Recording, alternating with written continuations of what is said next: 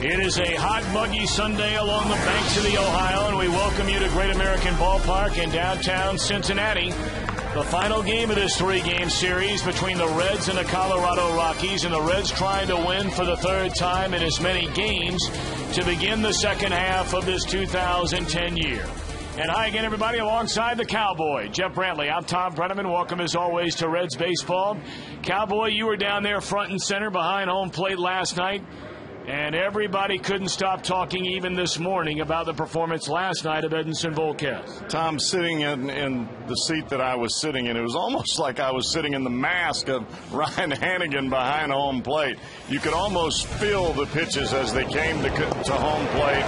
Great fastball, both sides of the plate from Volquez. The mechanics is what really amazed me the most. They look so smooth and great extension both on the fastball and the changeup. But the pitch that I will not forget is that over-the-top breaking ball that started about belt high and dropped straight down into the dirt.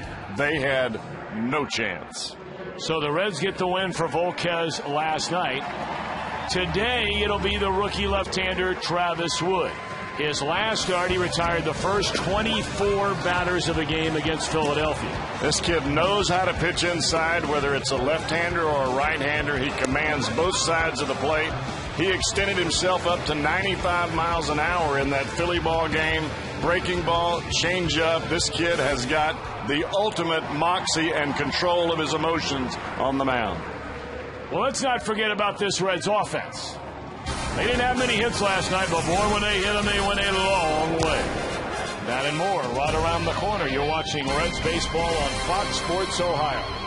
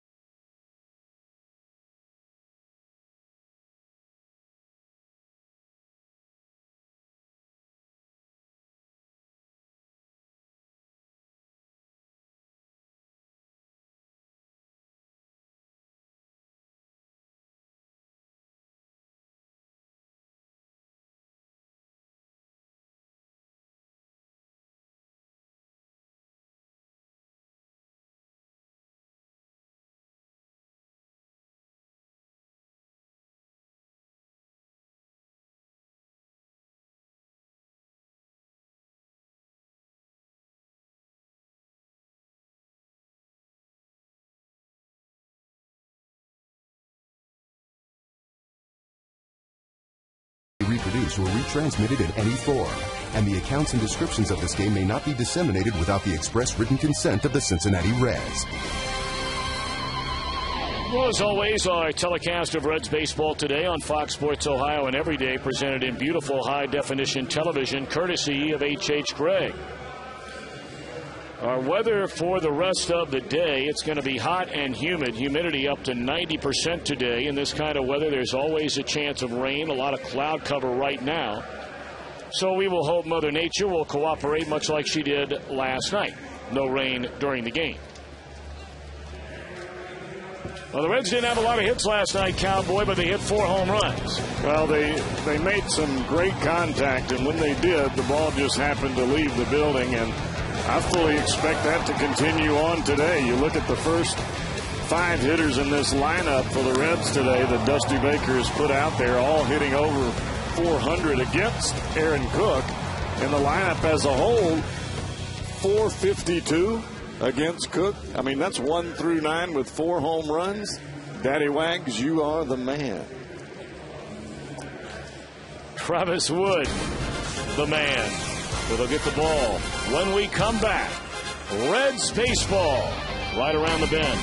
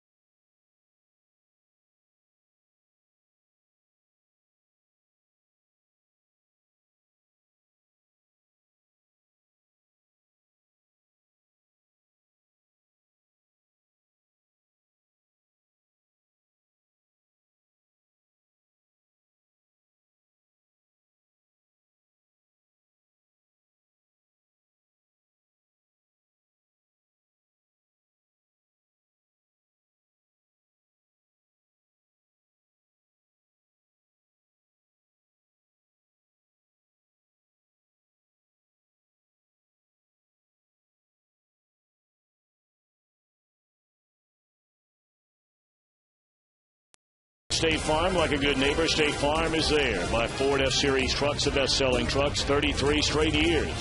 By Just for Men for mustache and beard, keep your edge. And by Skyline Chili, whenever you're feeling good and hungry, it's Skyline time.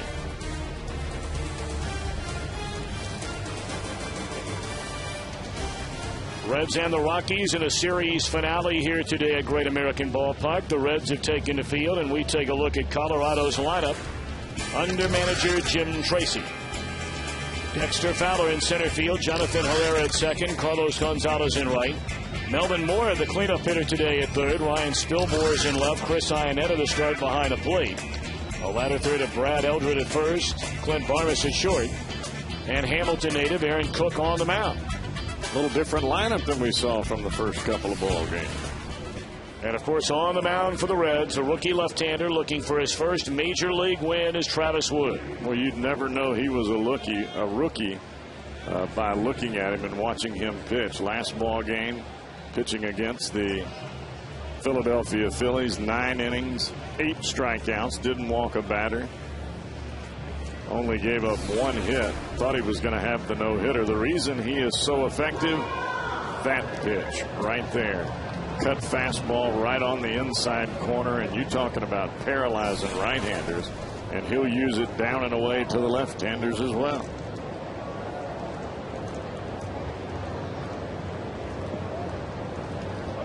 So here we go. Dexter Fowler digging in, batting from the right side. He's a far better right-handed hitter than left. And there's strike one. This game is underway. Of course, Reds' 23-year-old left-hander today makes his fourth major league appearance, all of them as a starter.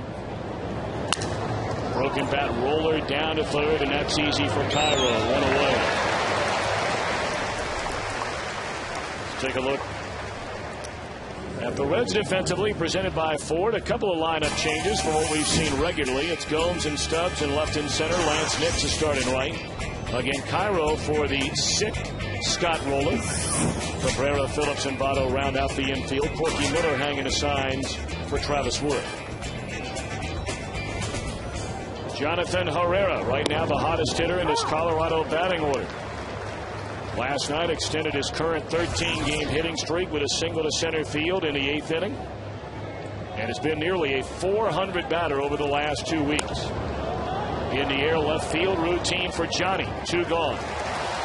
You're going to see a lot of that right there, Tom, where the ball looks like it's going to come off the bat and jump, but yet this ball is hit just around the label of the bat. Yeah, great swing. Looks really good. But when you hit the ball on the label, the ball goes nowhere. On the 10th of July in Philadelphia, Travis Wood's last start, he retired the first 24 batters of the game before Carlos Ruiz doubled the lead off the ninth. He became only the third active pitcher to take a no-hitter into the 9th inning in one of his first 3 career starts. Of course, that was a perfect game, not a no-hitter that Wood was working on. He's awfully special, Tom, and you don't just say that about anybody, and you don't just give away compliments after a couple of starts in the big leagues, but this kid has what it takes.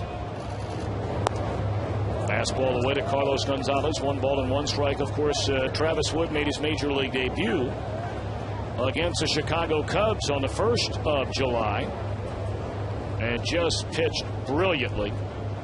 Went into the 8th inning with a shutout. Put 2 guys on and back-to-back walks. There's only 2 walks in the game. The bullpen allowed the runs to score. A no decision there for Wood. He had to start on 3 days rest against the Mets. Gave up 3 earned runs in 4 2/3 innings. And then the 1-hit shutout through 9 innings in a no decision against the Phils and ho-hum. That's their best hitter right there. 8 pitches in the opening inning for Travis Wood.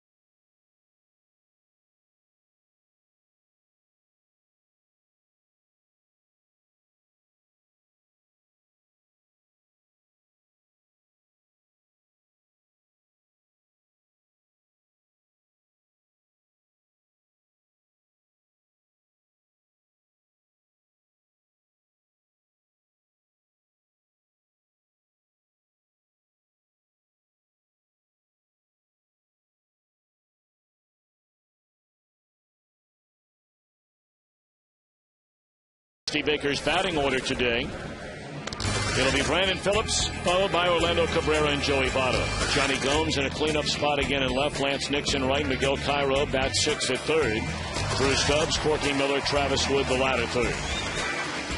Like his manager, Jim Tracy. Aaron Cook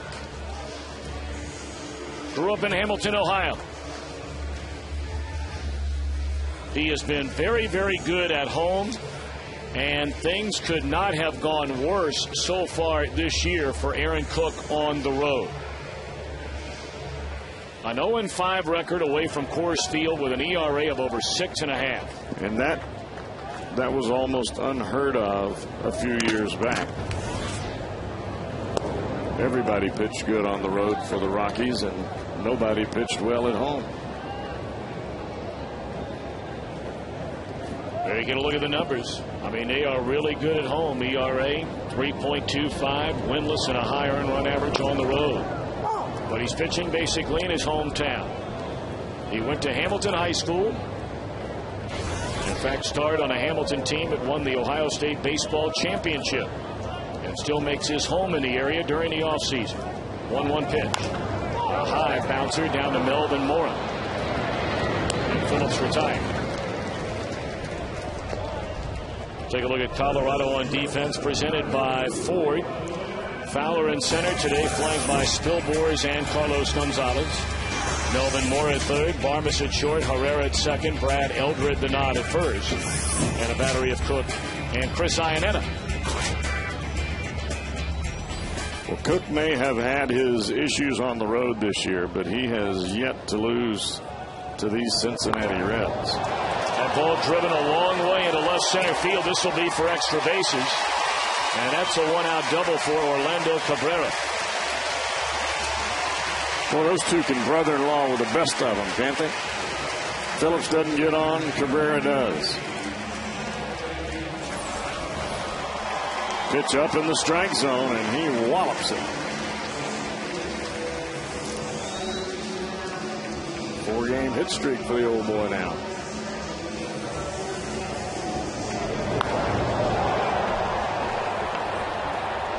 Well, the one area where the Reds were so good, in fact, they were best in the league for nearly the entire first half of the year, was hitting with runners in scoring position. They have fallen into a bit of a drought here recently. Over their last 4 games, they are 2 for 25 with runners in scoring position. Yeah, that Philly series put a little damper on that. Oh, yeah. Runners in scoring position mark. Now Joey Votto the batter. Cabrera at second base, 1 out. We're in the bottom of the first inning. Tardy on a fastball up and away. Votto 1 hit in the first 2 games of the series. Went 0 for 3, drew a walk last night. 1 for 3, a walk and a run scored on Friday.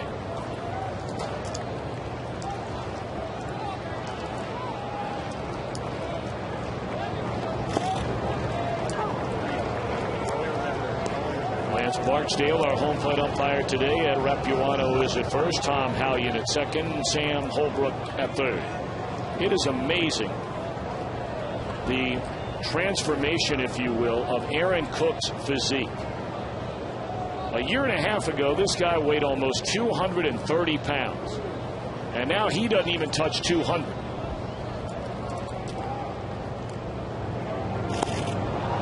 He strikes out Votto for out number 2 in the inning. Looked like a split-fingered fastball. It started in the middle of the plate and just darted down and away from Votto.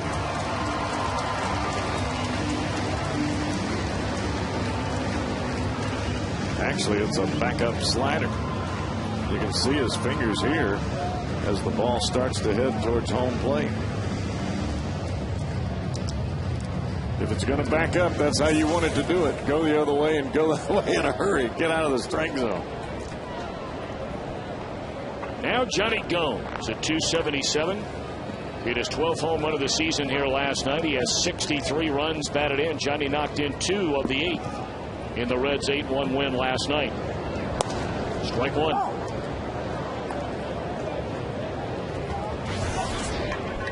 I think gradually we're starting to see a little bit more patience from Johnny Gomes at the plate. He got in a bind there for a while where he was swinging at the first pitch he saw, and pitchers were getting him out with some awfully easy pitches.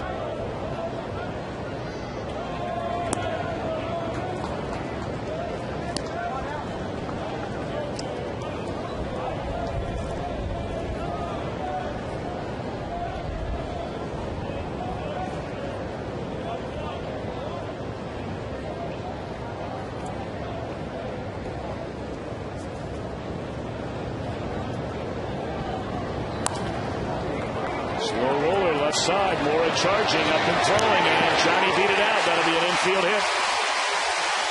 How many times have we seen that this year from him, Tom? He has done that at least 4 or 5 times. And the only way that you can do it is come out of the box full bore. The ball gets on the ground, and you can see Johnny Gomes in the foreground. He is hustling all the way. That's the only way you beat it out, is you have to do it immediately out of the box. If you stall for a moment, you'll never make it.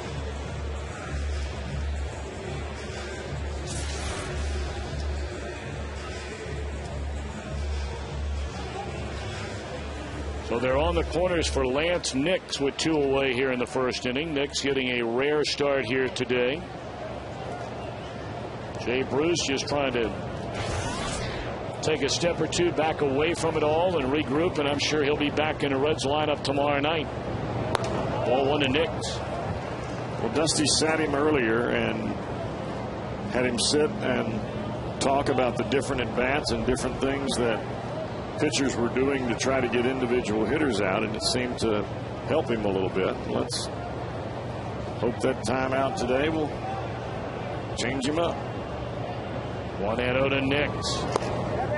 Fastball in there, a strike. Nix hit a ball right on the screws as a pinch hitter in the 6th inning last night. But Dexter Fowler made a very nice running grab in deep right center field. Fowler, as with Stubbs, they both cover a tremendous amount of ground, and if you're going to hit the ball out there, you better just go on and hit it out of the ballpark.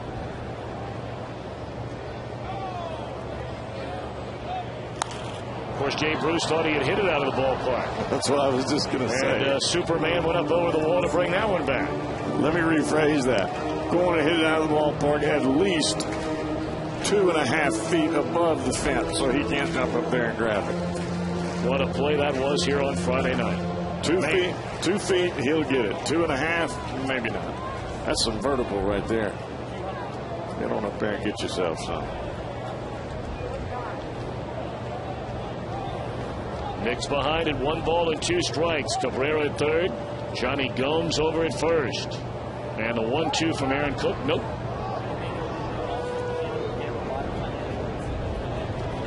Aaron Cook, originally drafted back in 1997 by the Colorado Rockies, was working his way up through their minor league system. Put together some very, very good years. A couple of hiccups along the way. Eventually made the big league club in 2002.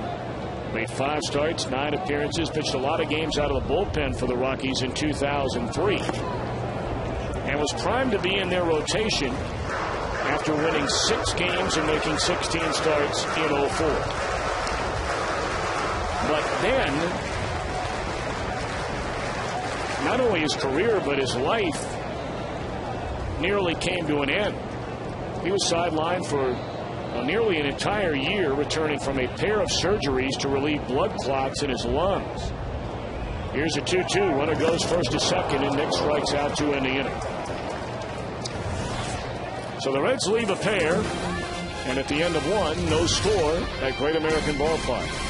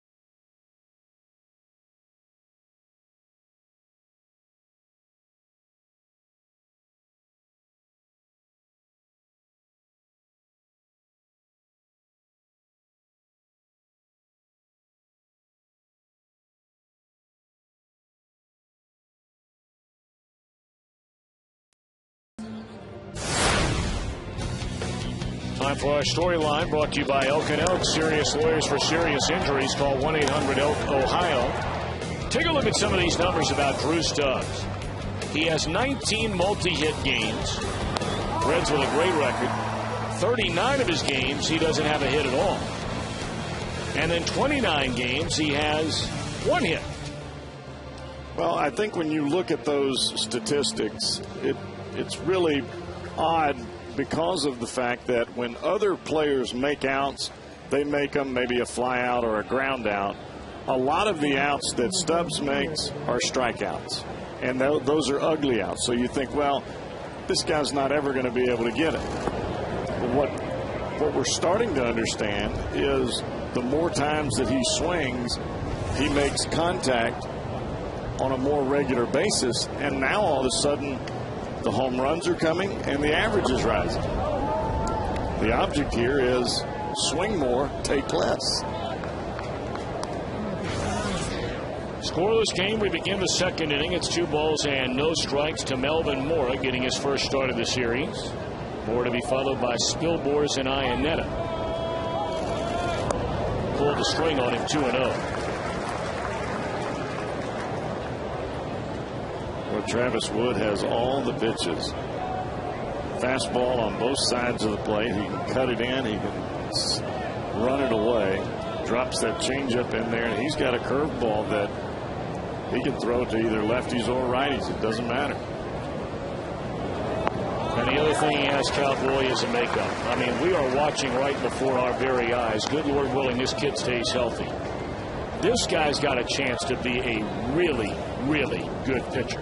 He does, Tom. And there's a few guys that are sitting over in that dugout that are youngsters that have an opportunity to. They got a lot taller ceiling than what they actually believe. But this kid right here, I mean, he's just wearing people out. And there's a bad throw by Cairo, and that should have been an easy out there to begin the inning. Instead, Mora aboard on the air by Cairo. Did not get his feet squared back up with first base, and because of it, drops the elbow, the ball flies up, no chance.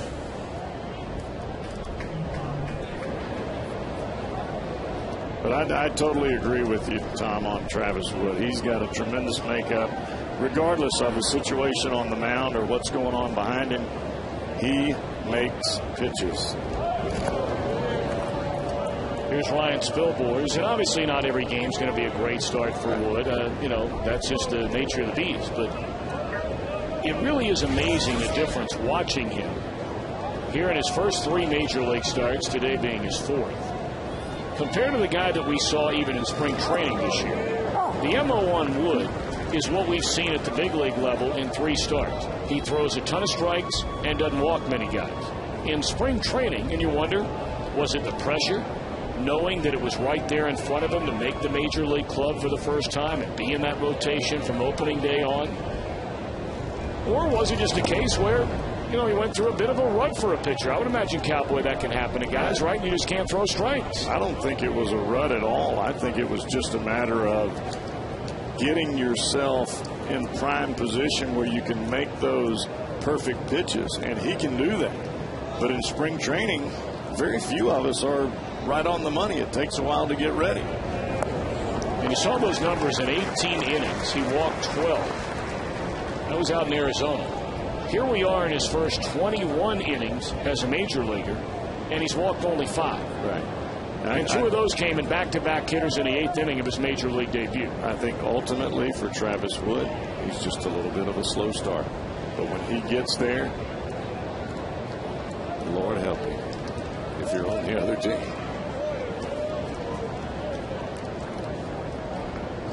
Because he did this last year. He was the pitcher of the year in the minor leagues for the Reds. And not only that, he was the pitcher of the year in the entire Southern League. Right.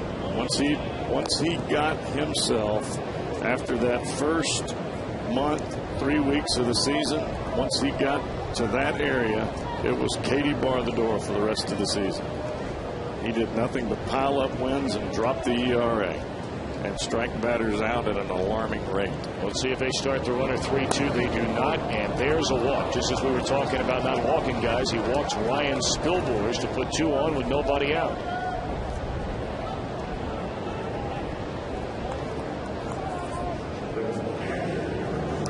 Got to bring up Chris Iannetta, a 207 batter. Iannetta at one time was the regular everyday catcher for these Rockies, and they had high hopes for this young man.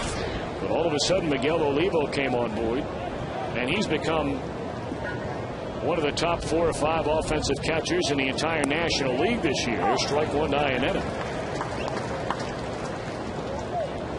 You're right, Tom. Olivo came out here in 2010 like gangbusters. And if you're Jim Tracy, how do you sit a guy that is so hot coming out of the gate? 0-1 to Iannetta with 2 on and none out. And there's strike 2. Fastball knee high right down the middle. What was Iannetta looking for there? Cab? Taxi? Streetcar?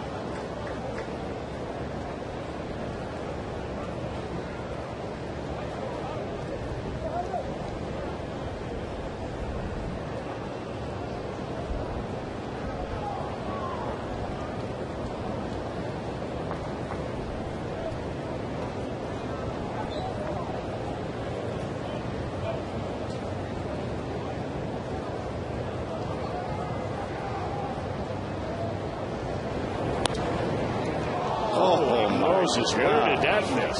You got to be kidding me. I mean, that's 3 pitches right in the same spot. I think you fooled the umpire, Lance Barksdale. Oh, man. You got to be kidding. Fox Track says money in the bank. I might have to talk to Lance about that. He just lives down the road from me in Raymond, Mississippi. 1-2 the count on Iannetta. And Wood back to the plate. Another fastball that sails high and away. Are you and Lance tight? Used to be when I was bitten. No, he was. He's been a. What do you call it when you're? You know, he's been a vacation up, so he's been fill-in for a long time, and he's just now gotten to the point where he is in the rotation and on a regular basis. Did that ball hit the batter? No, it hit the bat. Came in on a 2-2 fastball. Well, that's the one thing you're going to get from Travis Wood. He was going to protect his part of the plate, and he is going to come inside. And he comes inside more for a young pitcher than any I've seen. 2-2 the count on Iannetta. And there's ball 3. So after getting ahead 0-2, the count has gone full. And all of a sudden, Colorado posing a major threat against Wood and the Reds. A throwing error by Cairo allowed the leadoff man Moore to reach and a walk to Spilbors. And now the 3-2 on Iannetta. And here it comes. Ground ball. They'll have to hurry to turn it. There's one. Phillips does turn it. That's a double play. How do they do it? That ball is in the hole on the shortstop side.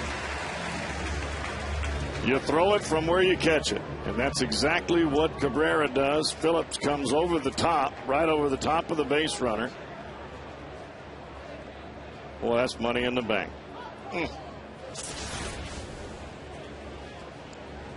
Now Brad Eldred. With Melvin Moore at third and 2 men out, Wood will continue to work out of the stretch.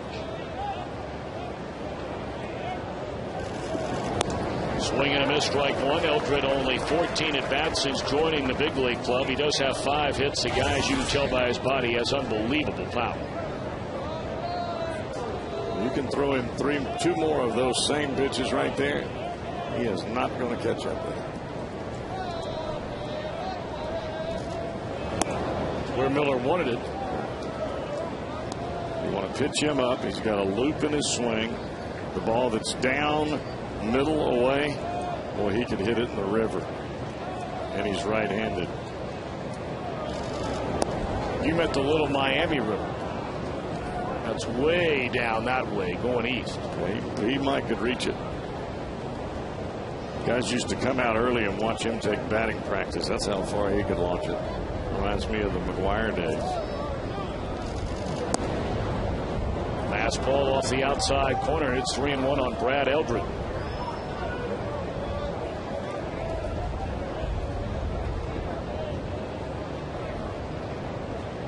You get in the stretch for the first time, you got to refocus that radar.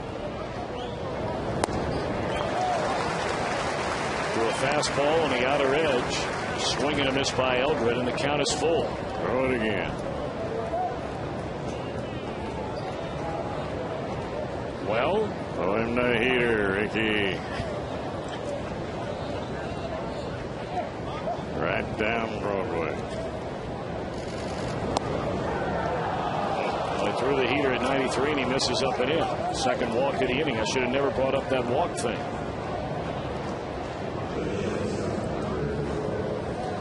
Maybe he'll get him out of the way early. Now Barmes will swing early in the count. He's not a big walker. This guy's having a good year, though, boy. I mean, batting down at the bottom of the order, has 42 runs batted in. You're talking about a guy that doesn't have a lot of power. He has 7 home runs. There's a strike.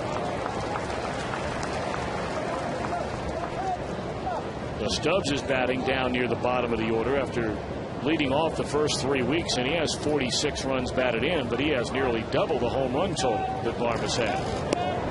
1-1. Barmes likes the ball out over the plate. Likes that fastball that he can drive into that right center field gap.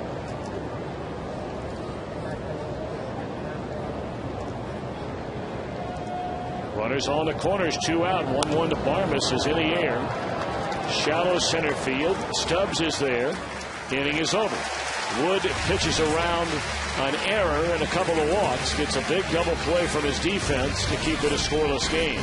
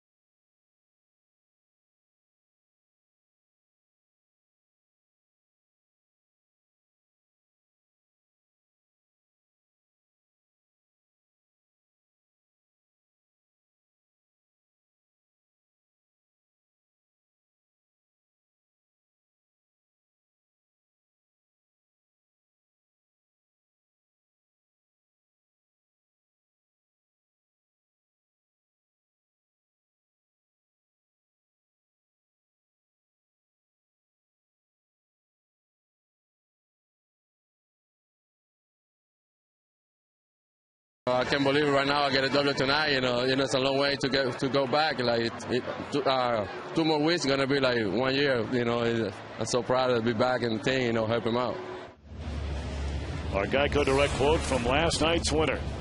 His first major league appearance since the first day of June last year. Then underwent a pair of elbow surgeries, one most commonly referred to as Tommy John surgery. And last night, Edinson Volquez just short of spectacular. There's a ground ball to second by Miguel Cairo to begin the Reds' second inning. He's easily thrown out by Herrera. 1 pitch, 1 out.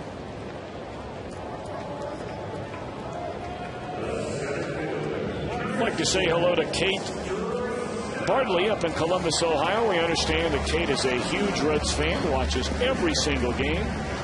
And Kate, we hope you're having a great day, enjoying Reds baseball as they go for their third win in 3 games with Colorado in town over the weekend.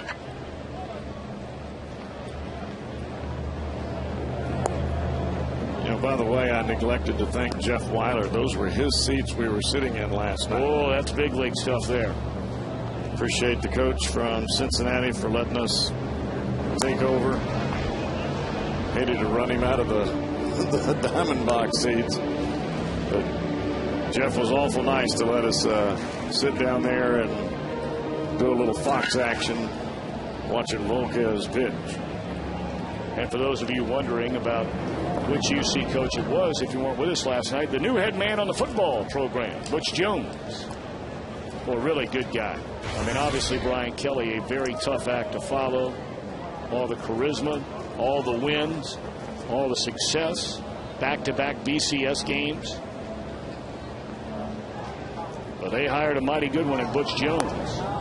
2-2 to Drew Stubbs.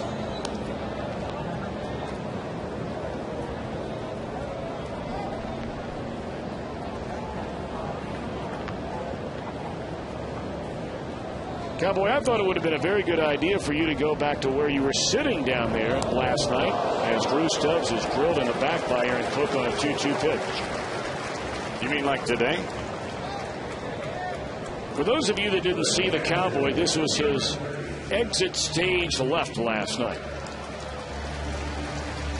Cowboy, woo! That's good. That's hot. That's nice. That's what I'm talking about.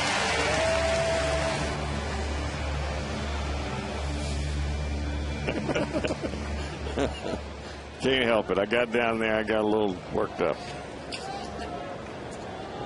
That was nice. Got close to the field. That's used to be my little signature after I saved the game. I got a little too close to the grass. I apologize. I like that little nod with a microphone, you know, at the camera. There you go. Before the fist pump. I want to see that again. Just that nod. We'll go back to that here in a minute. Here's Corky Miller. Fastball is high. Well, the fans were definitely into it. And you got a new pitcher coming onto the block, and he does what Volquez did. I can't help but get everybody fired up.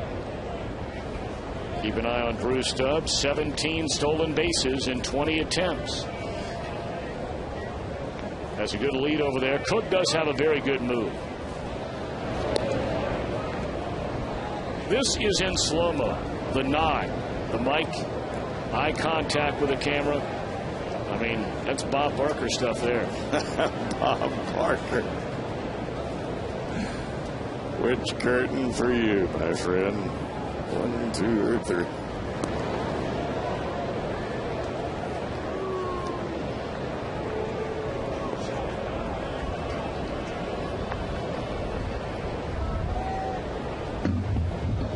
The count on Corky Miller, getting the start behind the plate here today. His first start of the weekend series. Reds are hoping to have Ramon Hernandez back on the next trip. There is a chance he could go down to the minor leagues on rehab for a couple of games, and there's a chance he might not at all. Been taking batting practice. He's been getting back in the, crouch position, up and down to make sure that knee that he tweaked is okay. Did it in Chicago to begin that last road trip. We got to see Steve Stubbs run here. He got a big time jump and no chance they were going to get the out there, so they throw out Miller. Stubbs in scoring position for Travis Wood, and Wood can hit. Wood's an athlete. He has 2 hits in his first 8 major league at bats, an RBI and a triple. Well, on a day like this where it's hot and muggy, I'd just as soon him stay with a single and just drive the run in. You don't want to hit a triple on a day like today. Your legs turn to jello. As you pointed out last night, that is precisely what happened to him when he had the triple, working on 3 days rest in that start in New York. Ran out of gas. Well, we think it's hot here in Cincinnati right now. It's not nearly as hot as it was when we were in New York. There's a throw to second that'll go into center field, and Stubbs goes on to third. Well, as you heard Barry Larkin say yesterday, you cannot teach speed. And speed scares everybody to death. And with a guy with a good move, as you just talked about, Tom, with Cook on the mound, he did his best to keep Stubbs close at first. He was trying to do the same there at second base. And now he's ended up almost with a gift run here if Wood can make some contact up the middle. And Eldred is no sure thing over there at first base with that throw. He might hit Jim Tracy in the dugout steps.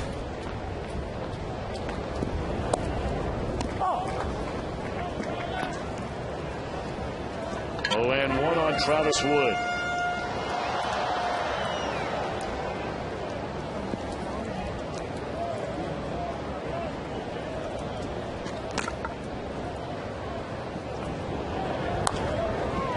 Tapper to the right side. Herrera will handle it and throw him out to end the inning. A walk and error, a man left. We played two, still no score.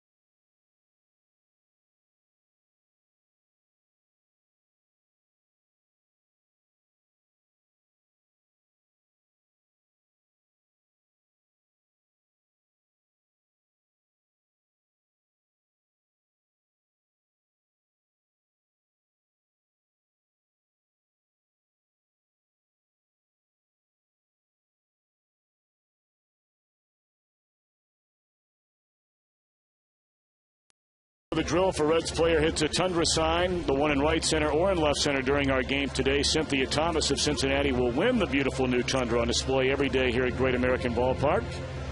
And you can register for your chance to win at an upcoming game by seeing one of your Cincinnati and Northern Kentucky Toyota dealers. Well, it's been a weekend full of fun. We remember the 1990 World Championship team. Of course, the Reds Hall of Fame induction on the field last night. Downtown, the big gala tonight.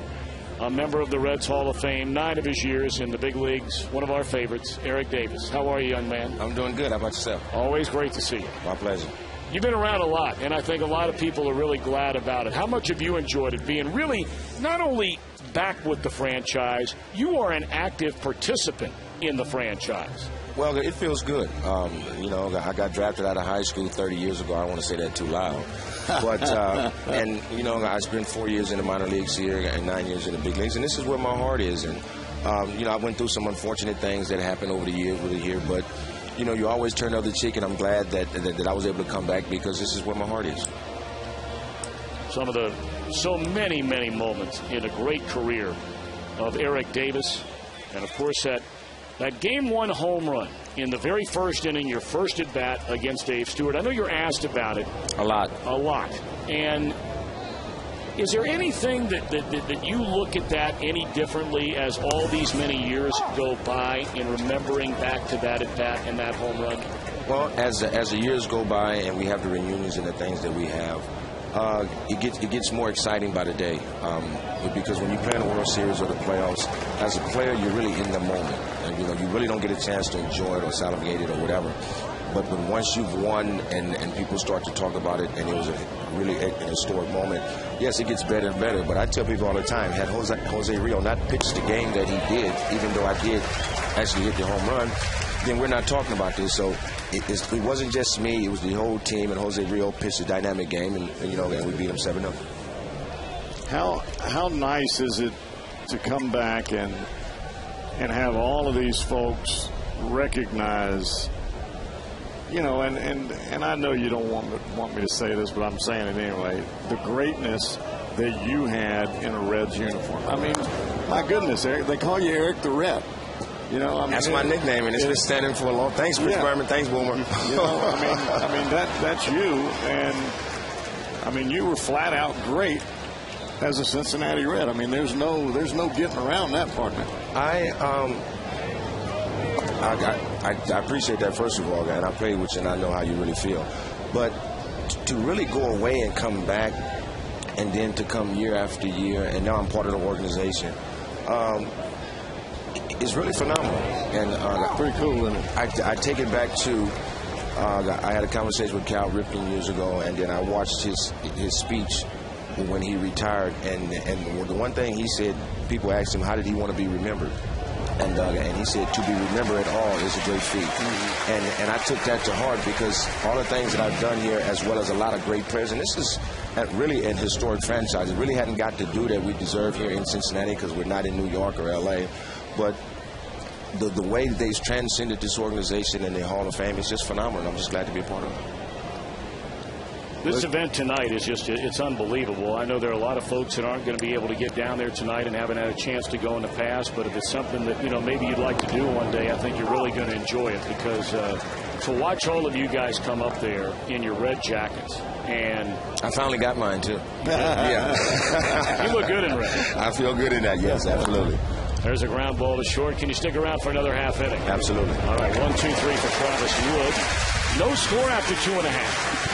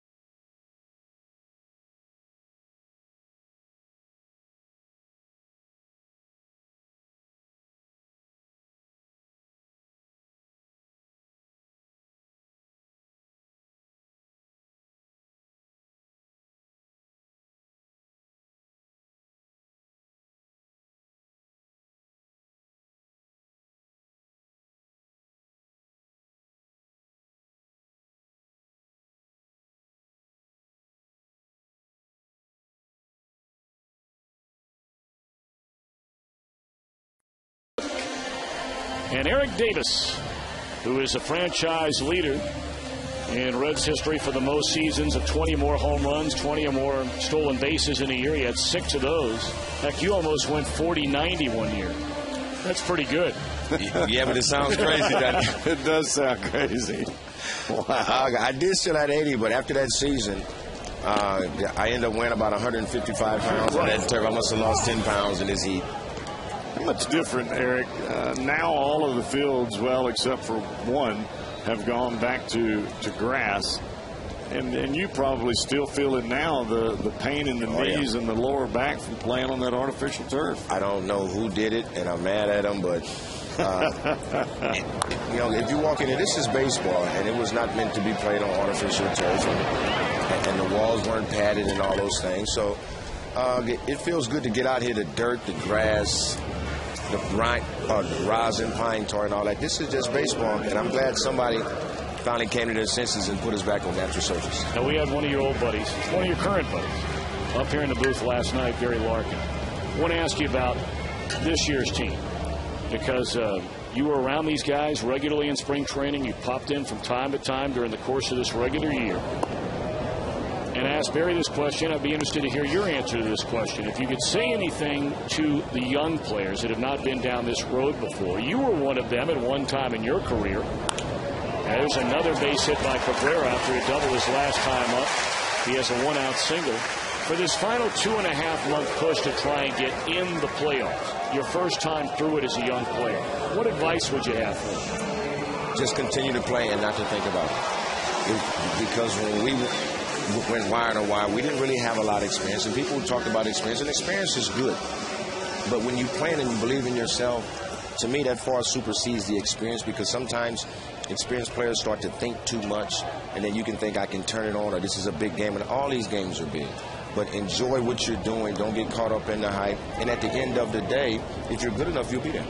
Believing in yourself. See, that's the big key, and I think that's what the veterans bring to all this youthful energy that they have on this ball club.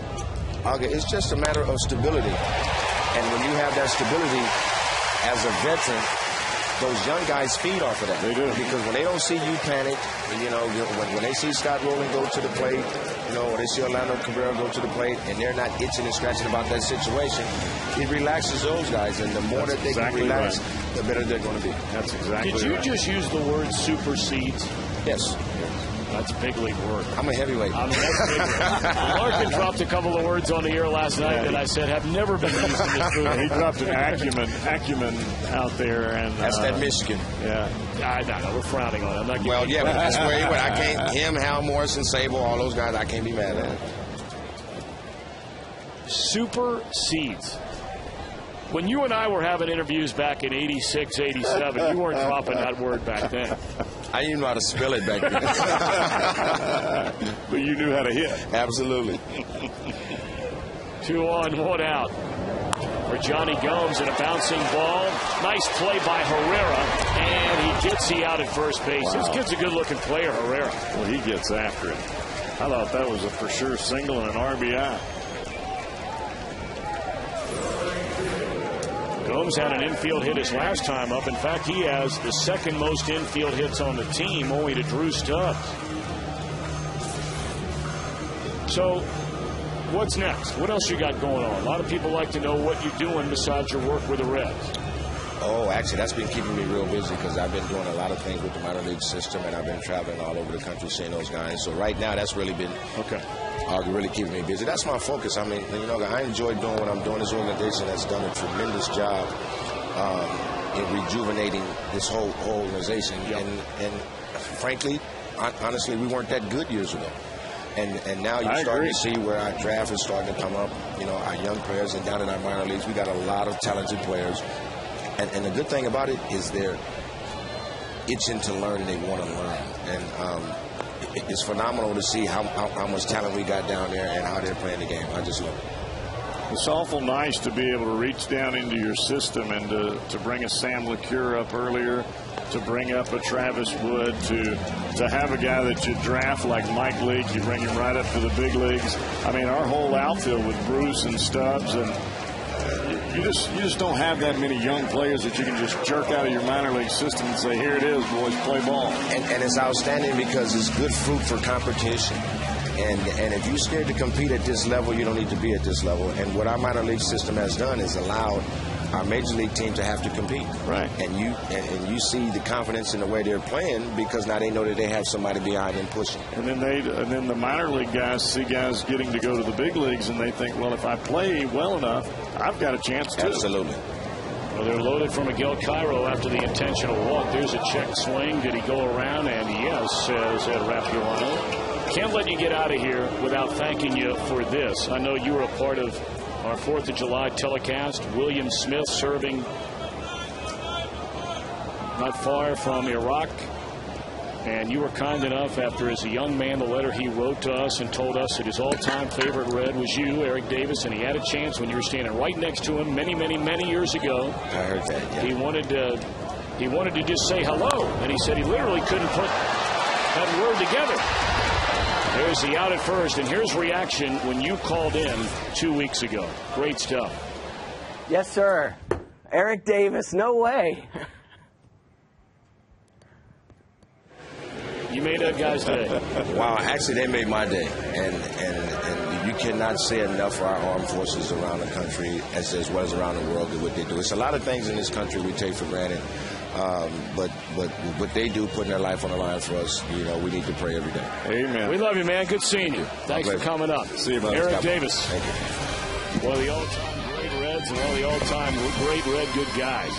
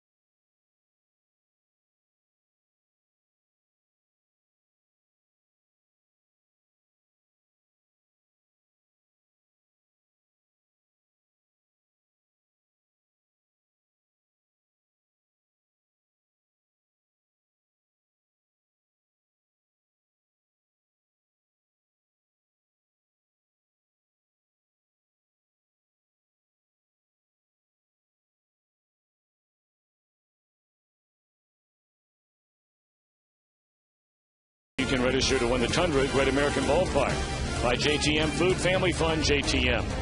Geico, 15 minutes could save you 15% or more on car insurance. Visit geico.com or call 1-800-947-AUTO.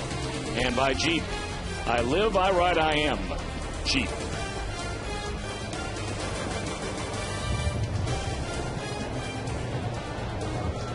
A warm summer Sunday in Cincinnati, a scoreless game as we begin the top of the 4th inning in the finale of this weekend series between the Reds and the Rockies. Cardinals will be getting underway in about 10 minutes from now. They, like the Reds, are going for a series sweep today. For the Cardinals, it would be a 4-game series sweep against the Dodgers. That'll be Jeff Supile on the mound for St. Louis. Vicente Padilla starts it for L.A. Tapper down to third, and Carlos Gonzalez thrown out to begin the inning. Let's take a look at our AT&T trivia question here for today. From 1886 to 1893, Tony Mullane threw how many complete games in his 285 starts? You will not believe the answer to this question. Oh, wow. Well, they used to complete almost every game back then. Mm-hmm. It's got to be probably 262, 261 right in there, I bet. You just looked at me out of the corner of your eye. That's because it was a guess. Really? Do you think the guy can really throw 260-something complete games? No chance. Routed down to Cairo again, down on one knee. He throws out Melvin Mora. 2 up, 2 down for Travis Wood. You said Tony Mullane, not Christy Mathewson. That's right.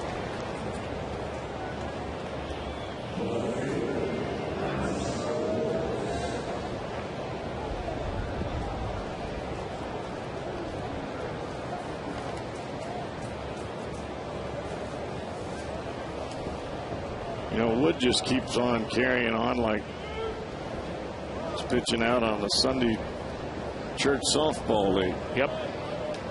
Here it is. Swing.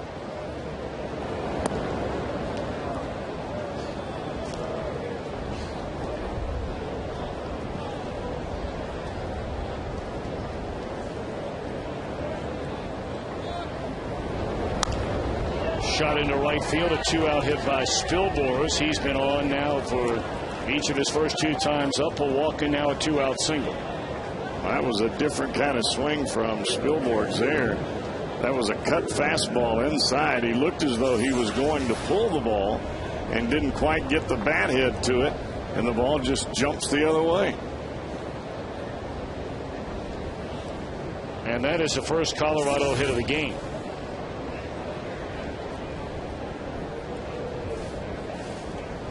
Wood walked 2 and had another batter reach on an error in the second inning, but he got a double play and a pop-up to strand a runner at third after a perfect third. A 2-out single for Spilborghs, and here's Iannetta.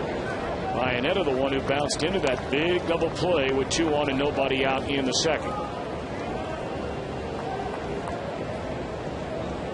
I like to watch the adjustments that Travis Wood makes pitch to pitch, batter to batter. I mean, he's making some pretty good pitches, Tom. That pitch right there looked like it was right down Broadway.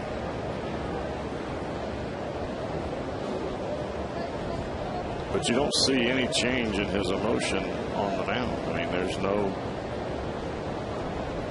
He is emotionally in control as well as physically.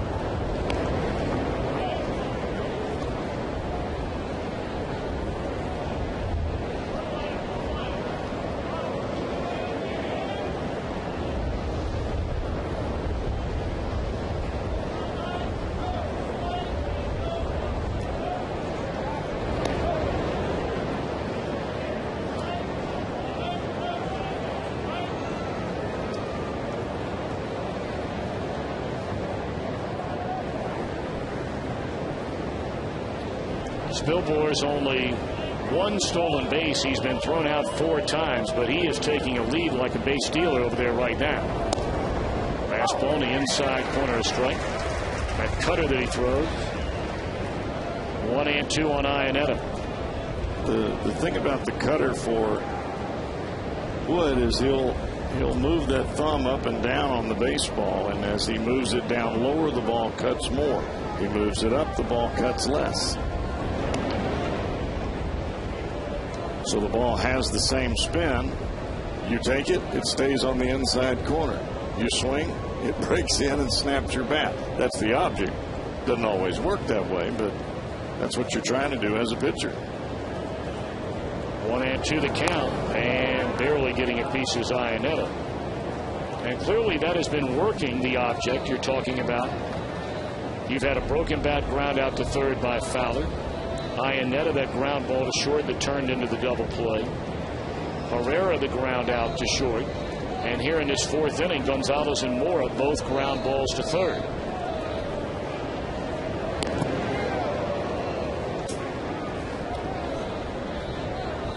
And really, you take Gonzalez out of the mix because he's the only left-handed batter of that group.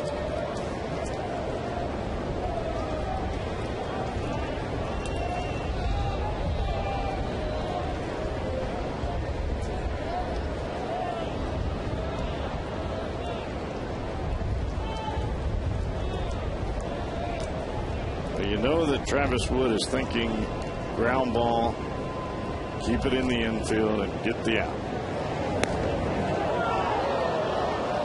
When you talk about moving the thumb on the breaking ball and on the cut fastball, the further that you move your thumb down, the more you're going to get around the baseball, the bigger movement that you get.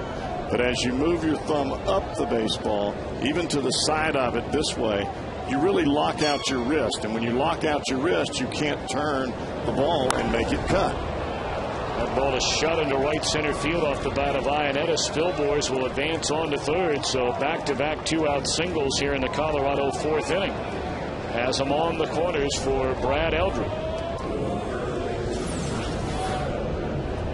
Watch the cutter here. Watch this hand as the ball comes through on the release point. He'll drive the ball. It's looked just like a fastball as he releases the ball, but you can see his fingers get just to the side of it, and that's what makes the ball have just not exactly fastball spin, but maybe turn the ball almost a quarter of a turn. Thumb up, short break. Thumb down, big break. So here's Eldred with 2 on and 2 out. And there's that cutter up and in, ball 1. Eldred walked his first time up.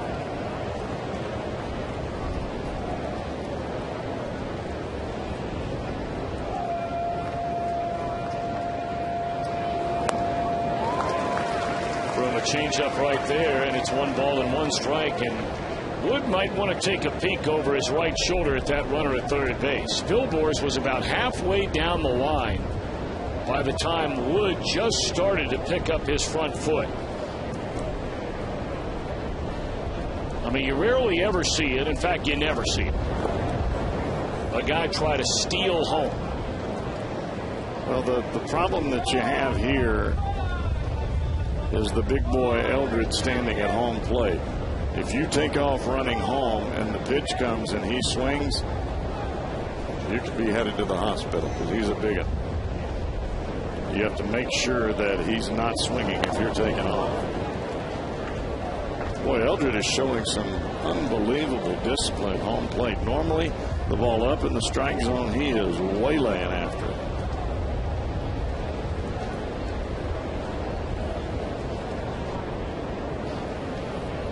And 1. And there's a walk. Second time that Travis Wood has walked Eldred. His 3rd walk overall in the game, and they're loaded for Barmes.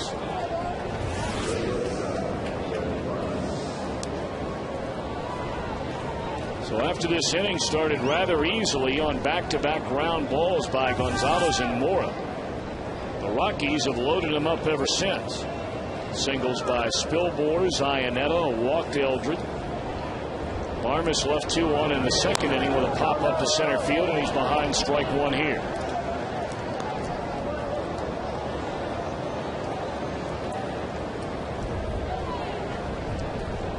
Well, we know that every ball game for Travis Wood is not going to be no-hit baseball. And obviously he's having a little bit of difficulty getting the ball where he wants it to go, but he's also working with a tight strike zone. 0-2. But what we have seen both times with the bases loaded, the kid on the mound has come to the party with a sledgehammer. And he's knocking everybody out.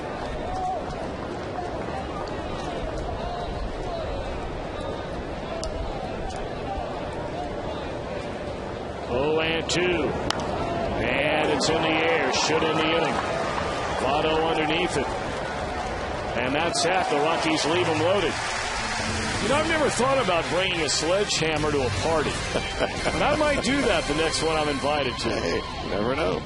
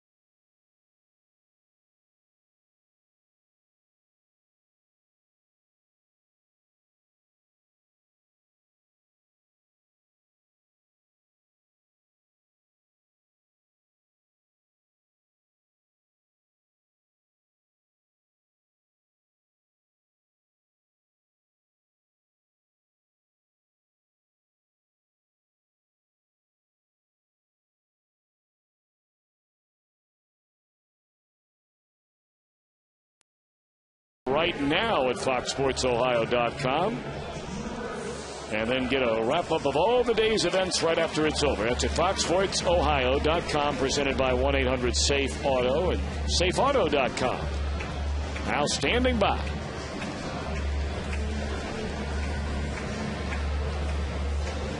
Getting back to his computer, he tells us every time that we mention that during the telecast, he is just flooded with folks wanting to chat baseball online with Hal McCoy. Drew Stubbs puts down a bunt. Mora throws and got him. What a nice play by Melvin Mora. And a good idea by Drew Stubbs. Great idea. I like to see him do that, and I like to see him do it more and more and more. Because even a tad less velocity on that ball to the third baseman, and he's safe. Instead of bunting the ball to the third baseman, you make him come get it another foot, and he's in there. Can you imagine if he's able to do that on a regular basis and get that ball somewhere between the pitcher's mound and the third baseline? He could tell him he was bunting. They couldn't get him out. One out, Corky Miller the batter.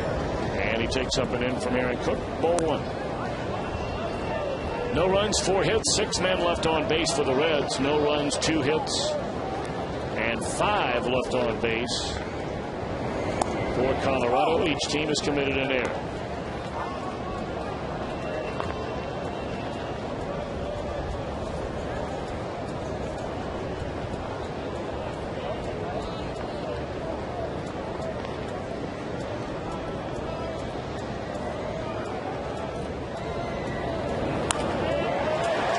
Base hit center field by Corky Miller.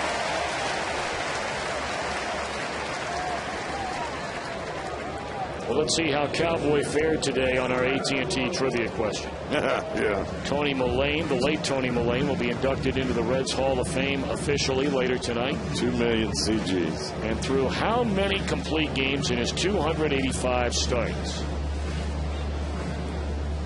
I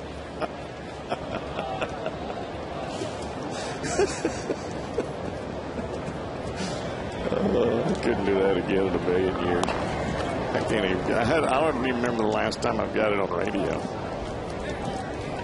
I think you've done pretty well over on the radio side. No, Tom. It's been just flat out embarrassing. Ultimate.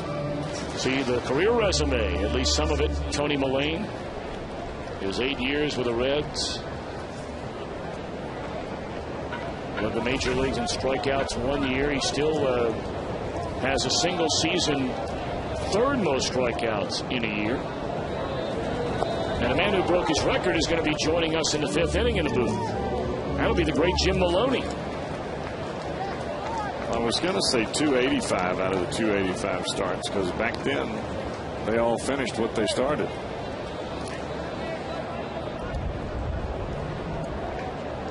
That'll be a pass ball on Iannetta. That was very, very odd. Well, he squared around the bunt, and as the ball got to him, he just moved out of the way. And I think Iannetta thought he was going to bunt the ball, and he just let the ball go, and Iannetta didn't catch it right off of his glove.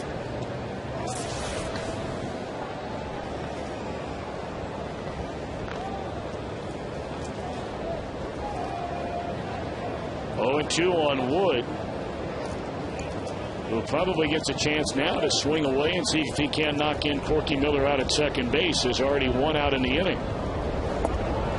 Takes off the outside corner. Ball 1. How about the speed that Wood showed on the ground ball to Herrera in his last at bat? I mean, he hits a ground ball, and it's a bang-bang play at first base. I'm telling you, I'd love to see a race between Wood and Stubbs. They may be the 2 fastest on the club. 1-2 the count on Travis Wood. And he's gone on strikes. Out number 2 in the inning, and the 3rd strikeout today by Aaron Cook. Here comes Brandon Phillips.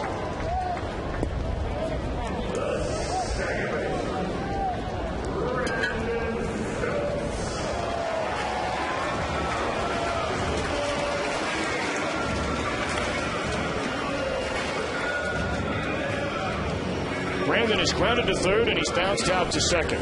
But now a chance to break this scoreless tie with Miller at second base and 2 away in the Reds' half of the 4th inning.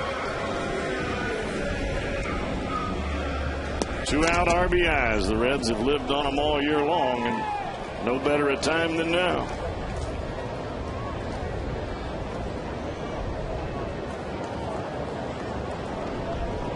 Cook to the plate. Ball 1 low. Got a chance to see Brandon's mom and dad before the game today. Well, what pleasant people they are. Oh, I talked to his dad a long time after the game last night. It's amazing how much Brandon looks like his mom. I mean, that smile. He does. Got some great parents. Yes, he does.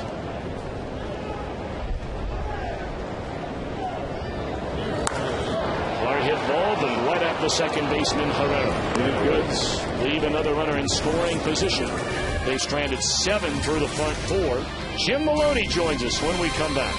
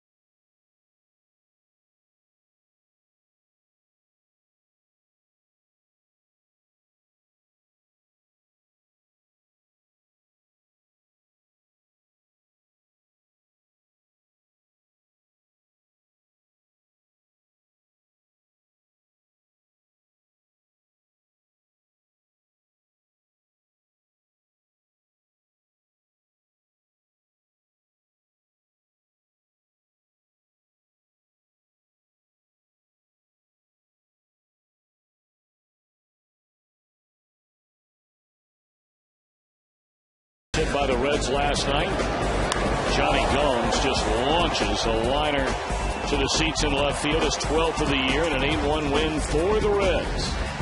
And as promised, has been in the Reds Hall of Fame since 1973. 12 years with the Reds, and boy, the numbers just unbelievable for Jim Maloney. 134 wins against 81 losses, a career ERA at 3.1. What kind of money would you be making now, Jim Maloney? Do the imitation for him, cowboy. I don't know. You'd be backing up the truck to load that baby up. You know, I got in a lot of trouble making 40 grand. I couldn't imagine what I'd be making millions, so who knows? Wow. 7 years, 15 wins every year. 15 or more. That's what I'm saying. Yeah. That is unbelievable. Today, you could back the truck up and say, I'll take an 8-year deal. You know, to be honest with you, Cowboy, I'm glad I came along the time I did. I played in the 60s, and I got to pitch against some real Hall of Fame type players, and also was able to play alongside of Frank Robinson for 5 years and saw him play, and it was a good time for baseball in the 60s, you know, and so that's when my time was, and I'm glad I got to experience that. But you're obviously still involved in the game now, Jim. I know you make your home out in Fresno, California, but we saw you during spring training this year, and it's been great to have so many of the former Reds, you know, kind of getting back in the family again. Right. And what does that mean to you now to be a part of it all again? Because there was a long while a lot of you guys, quite frankly, weren't a part of it all. No, that's right. We're honored. I'm honored that ever since the Castellini family, Bob bought this club, they've contacted us and stayed in, let us know what's going on, and been able to come to spring training the last 2-3 years, and I've got to know the players. You know, for many years, when I got out of baseball, I never heard from the Reds. This is a heck of an ownership group, isn't it? Yeah, outstanding. And they take care of everybody. We're delighted. My wife and I are both delighted. Such a wonderful, wonderful family. People work around the ballparks. They're glad to see you. And you feel like, hey, they remembered, you know, what we did, you know, for this wonderful franchise that has a lot of history. You know, you just, and I'm not bringing up a negative thing here. It's just when you said something a minute ago, I've always wanted to ask one of you guys who was around when Frank Robinson was traded. And I'm not going to sit here and talk about the guy that made the trade or any of that kind of stuff, but when you were a member of that Reds team and that guy was traded, what happened down in the locker room among teammates? What was that reaction like? Well, I knew it was a mistake, you know, big one. And, you know, Frank won so many games for me that, you know, I still thank him every time I see him. But we knew it was a mistake. We did get Milt Pappas and Dick Simpson, I think somebody, Jack Balsham or whatever it was. And Pappas won a few games. He was a pretty good pitcher. And but they couldn't compare to what Robinson. They said Robinson was an old 30. And that was the reason. He went over there to Baltimore and tore it up for about 4 years. Yeah, that's about right. Won another MVP award over there after winning one of the National League. Yeah, that's what it was. That's what they put in the papers. That you know, Bill DeWitt said he was an old 30. Well, I've got a question for you. When you talk about no-hitters, they register you with 2 no-hitters, but yet you have a third ball game where you pitched 10 innings of no-hit ball, even though there was a hit given up in the 11th inning, 2 hits, I think, in the 11th inning, something like that. How do you consider it? Because that's what matters to me the most. Well, for a long time they credited me with 3 no-hitters, and even though I got beat 1-0 in the 10th inning, that 11th inning, that Johnny Lewis hit a home run off me in Crosley Field, and I got beat 1-0 for a long time. And when they had that Roger Maris thing with the asterisk about him hitting 62 home runs in 162 games, they put an asterisk. They took a lot of guys off the no-hit list. There was a lot of them that had pitched 5 or 6 innings and the game got rained out, that had no hitters, and they were credited. They took all those off. Harvey Haddix pitched a perfect game for 12, 13 innings, and he had, you know, they recognized that. They took all those off the books, but fortunately I threw 2 others, so I get credit with 2. But there was Bob Feller had 3 at that time, and Sandy Koufax had 4. So when I was in the 3 no-hit group, there was only just Feller and myself, and then they dropped me back to the 2-hit no group, and there was quite a few of us. Well, we'll say 3 because that was some heck of ball games. I can say that right. Yeah, we were looking at some of that before the game today, and we're like, wait a minute, something's not right here. He threw a 10-inning no-hitter and got beat 1-0, and then we started digging around, and we realized that's what happened. A couple of times you won 20 or more games in your career. Thinking back to what it was like to pitch for the Reds, Joe Nuxall was a teammate of yours. In fact, someone told me earlier today, Mark Wagner, in fact, our statistician, said he used to go to Crosley Field. You pitch one game, then Nuxall would be right behind you in the rotation. That's right. And some of those teams you played for in those days, you know, share some of that with maybe some of the younger fans, what it was like back in those days at Crosley Field. Well, Crosley Field was unique that the fans would sit right on the field. You walked through the fans to get on the field, and you'd be there, and they'd talk. You could talk to them. When you stood and talked to them, you were looking down on them because they were sitting right down square on the field, and it was a close, intimate ballpark. And I remember many games, the wind would shift, and I could smell those brats on the. And I wanted to get the game over real fast so I could get into a couple of them. But Crosley Field was very unique, and I feel real fortunate that I have played 10 years there, and a lot of fond memories. What was your pitch count back in the day? Were you well, they kept track were you of like it. 100 pitches, or did they let you go maybe 105? You know, if they had me on a 100 pitch count, I wouldn't be. You know, I'd be just about in the middle of the 4th inning or something. You know, I was 3-2 and fouling off. The guys were fouling off pitches and stuff, and. You know, the no-hit game in Chicago for 10 innings, I threw 187. So you figure out 187, then I had 8 warming up in between innings for 10 innings. and then warming up before the game. So I figured close to 300 pitches, you know. Yeah, but about a third of those pitches were those bow ties, those throat cutters that you used to throw right up here around the chin. Well, you have to, you know yourself, Cowboy, if you're going to stick around. You're a pretty good barber. You could shave awfully good. If you're going to stick around and feed your family, you learn to do what you have to do. I can remember when I met you the first time, I thought, this is such a nice man. Surely he didn't knock down that many people. Oh, yes, he did. Well, that's part of the game, you know. And, things change when you cross the line, don't they, Carmen? Absolutely. It's a really cool event tonight, isn't it, Jim? Absolutely. We're looking forward to it, my wife and I, the gala. And they do such a fine, the Hall of Fame here, people do such a fine job, effort to make it a wonderful weekend where we know exactly the itineraries, all, you know, no foul ups or anything. And first class all the way. First class all the way. You got it. That room tonight, you know, we do it every other year now. Right. But when you walk in that room over at the convention center and the way they have it decorated and the lighting, it is just spectacular. And when you guys come walking in that room, and for anybody that grew up a Reds fan, that is a Reds fan, I grew up here, Cowboy, you grew up a Reds fan, you know, you were growing up in Alabama.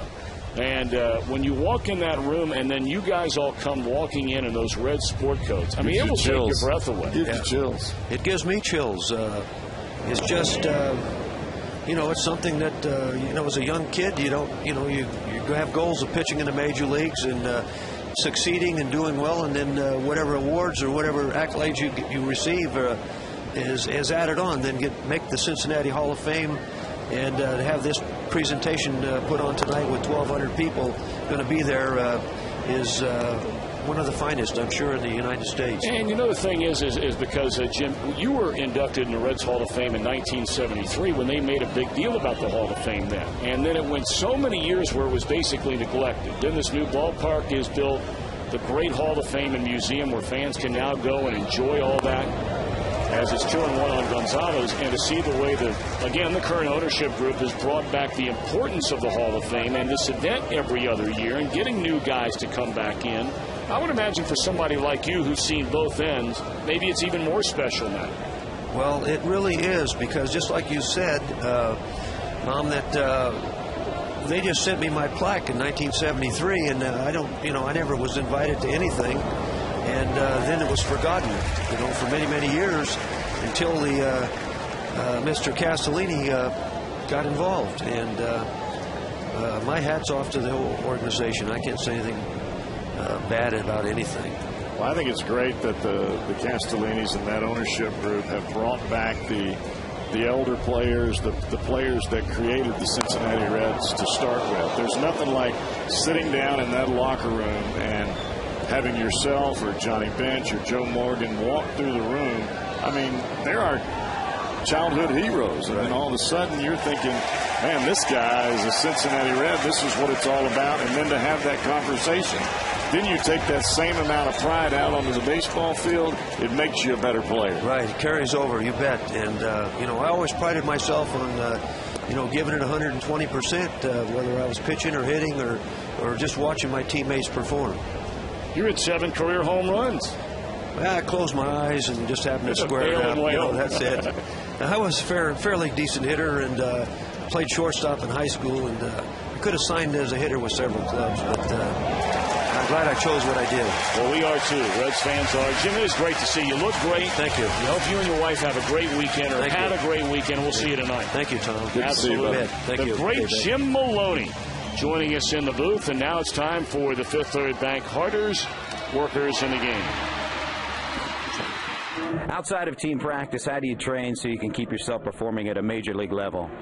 Well, during the off season, you know, we do a lot of running out on track, and then spend a couple hours in a weight room a day. So, and you do that about 5 days a week. During the season, it's a little different because you have games and you have to be fully rested for. So you try to get, you know, 1 or 2 lifts in the weight room, and then every day, you know, try to do a little bit of running. And every day is different based on when that game is. Fifth Third Bank, the things we do for dreams.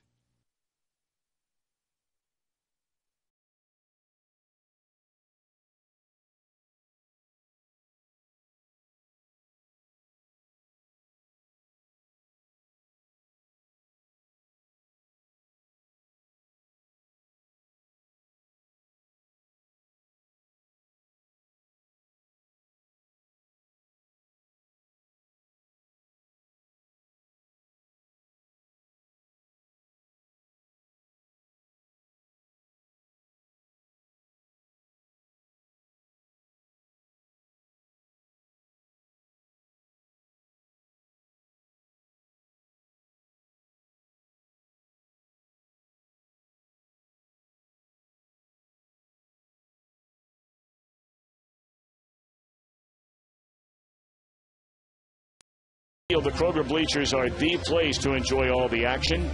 And boy, you talk about a deal. The ticket prices start at $7.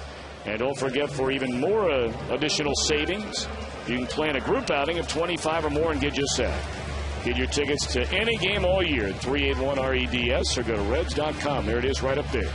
Got some awfully good folks around here in this ballpark taking care of us. Penn Station took care of all the crew yesterday and all of the food for the cameramen and everybody in the crew. Pretty nice. I like that stuff too. You like that? So I like it a lot. Here's Orlando Cabrera, a perfect 2 for 2 in the game. So if you're Jeff Brantley this weekend working over on the television side, it's been great to have you over here. Friday night, Penn Station, delivered right here to the booth.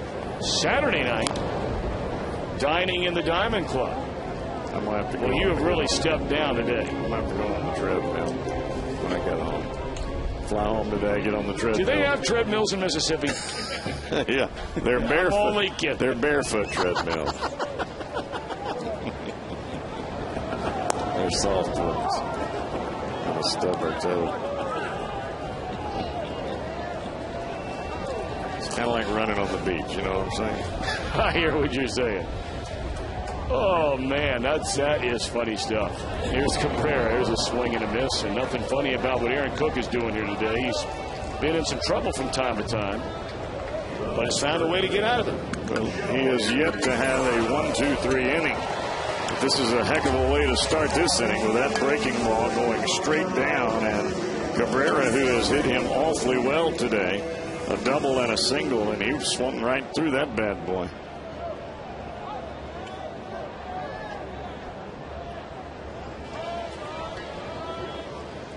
Here's Joey Votto. High fly ball straight away center field. And Fowler still waiting on it. And that thing hit a mile high. And just like that, Cabrera and Votto gone to begin the 5th. Here's Cowboy putting in his order in the Diamond Club last night. No, I mean like a big thing of UDF, like 12 scoops. Tell her what order you'd like those scoops in, Cowboy. Yeah, I want some cookies and cream and some mint chocolate chip, English toffee, and then the mint chocolate chip on the top. And can I get a 48-ounce Coke to wash them? Thank you very, very much. I appreciate it. Thank you. I was hungry. You sit down there, and it's like the 5th inning. You're all by yourself, and well, you had Dickie Moss with you. Yeah, but he wasn't moving. He was all excited to be down there on the front row. One hopper down to Mora, and a 1-2-3 inning for Aaron Cook. On we go to the 6th. Still a scoreless game.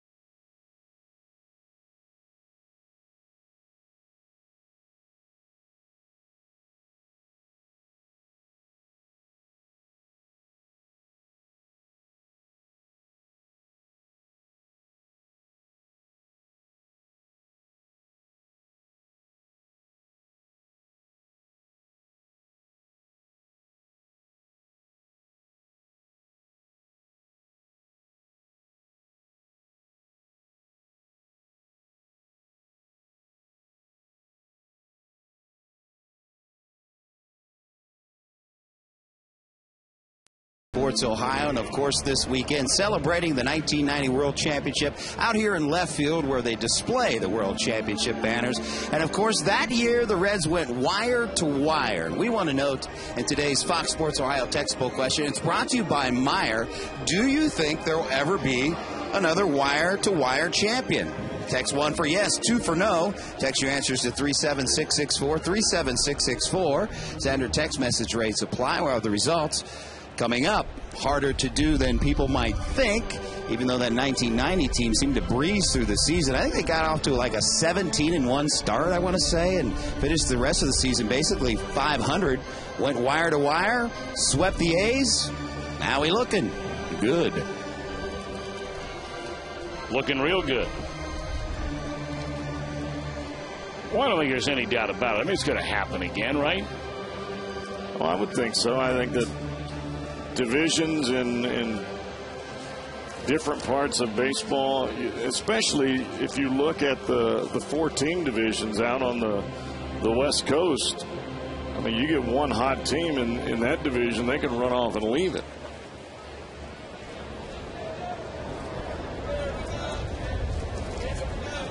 Well, here we go as Colorado bats against Travis Wood in the top of the 6th inning. The Reds have not scored a single run behind Travis Wood in each of his last 2 starts. He had the perfect game through 8 innings in Philadelphia in a scoreless game. A game the Reds lost 1-0 in extra innings. Wood had the perfect game broken up on a leadoff double by Carlos Ruiz in the top of the 9th inning. Ruiz did not score. That would be the only hit and the only base runner allowed by Wood in 9 innings. And I think this is the thing that you have to have as a pitcher is to be mentally tough. You can't always determine how many runs you're going to get for your club. But what you can determine is how many the opposition is going to get. And you keep them to 0, and sooner or later, your team will put you something on the board.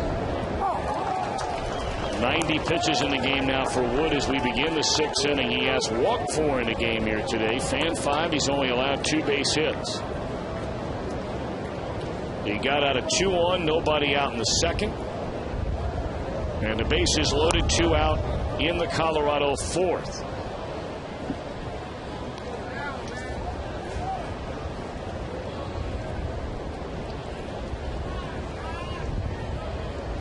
Melvin Moore to be followed by Ryan Spilbors and Chris Iannetta. Moore 0 for 2, reached on a throwing error. There's strike 3 called. Strikeout number 6 of the afternoon for Travis Wood. Let's take a look at the National League Central Division standings going into play today, presented by Honda. And another day where the Reds sit atop the division, but again, it's only a half game. The Cardinals were 1 back at the break. They won Thursday night when the Reds were idle to move within a half game. And neither team has lost since the All-Star break. And the Cardinals scoreless, batting in the 2nd inning, going for the 4-game sweep over the Dodgers today. Tom, you talked about the Reds hitting. Well, the Reds pitching coming into this ball game only allowed 5 runs in 37 innings. That's a 1.22 earned run average. 32 strikeouts, 9 walks, only 17 hits, and that's coming into today. And today for Travis Wood here through 5 full, he's only allowed 2 base hits. Actually 5 1/3 he's only allowed 2 base hits. So that multiplies those numbers even further. Well, you go back a full month, 1 month. And the Reds pitchers starting on the 17th of June have posted a 2.80 ERA. 2.80. Only the Chicago White Sox have a better ERA. The Reds and the White Sox are the only 2 teams that have an ERA of under 3. Well, that bodes well for the Reds in the long run. You're going to have games where you just can't seem to put things together like the Reds did in Philadelphia. And you're going to run into tough pitching and days where you're trying to sweep a club like you are today, and you don't have all of your regulars in the lineup. But the bottom line is, in order to continue to stay in first place and push yourself into the playoffs, these are the kind of games that you have to steal from the opposition. Fouled out of play, 2-2 on Stillbors, who has walked in single to right.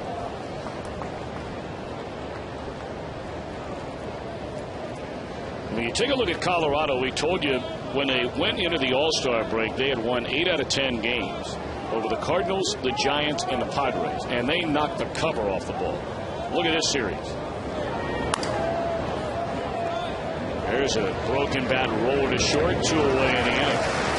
And this is an indictment of the pitching of the Cincinnati Reds. And we're talking about 2 guys with Edinson Volquez and now Travis Wood that have basically now, as of today, 5 starts between them here in 2010.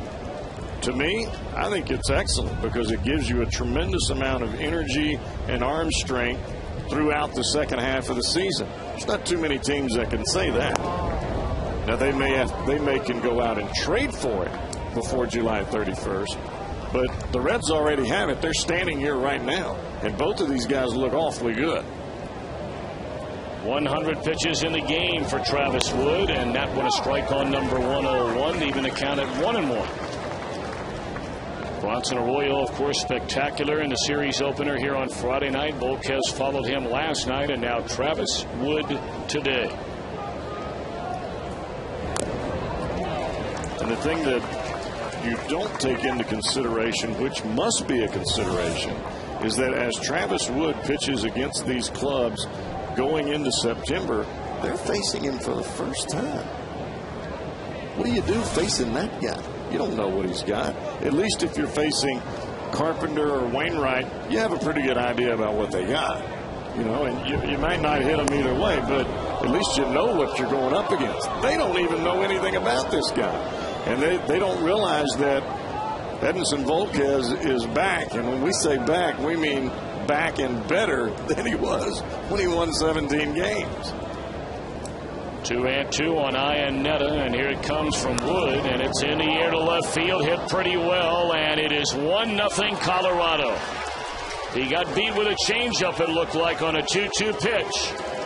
And Iannetta just his 7th home run of the year.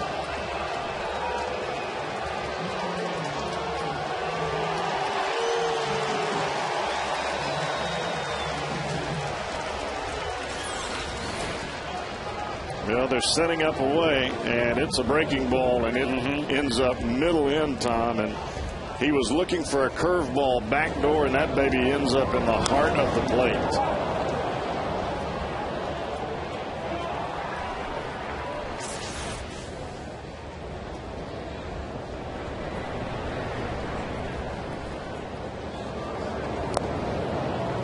But you know, Tom, sometimes that kind of swing of the bat from Iannetta will wake up that Reds dugout and put them in a position of saying, hey, we got to get off the schneid, boys, or we're going to lose this ball game. This kid has pitched too good to let him lose. Only the 3rd Colorado hit of the game. It's 0-2 on Eldred.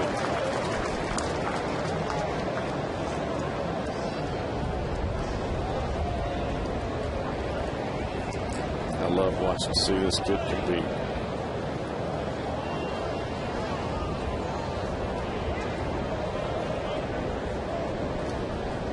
Nothing in 2 on the Colorado first baseman, who's walked twice in the game, and that one fouled away. Will do it again.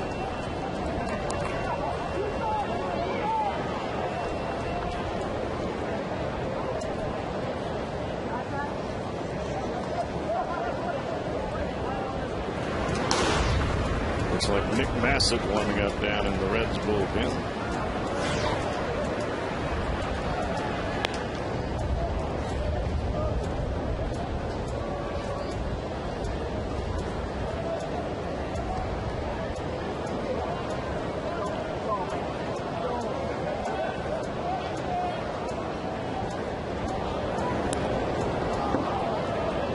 And now Eldred reaches for the 3rd time in the game. 2 walks and hit by a pitch.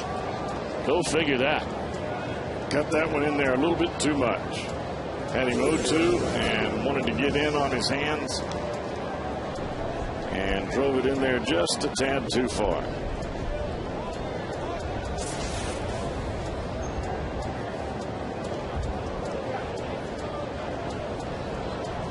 think that's what Corky Miller and now Brian Price, they just want to calm down the kid. You made a bad pitch, forget about it. Let's go on and get this third out and let our offense go to work a little bit.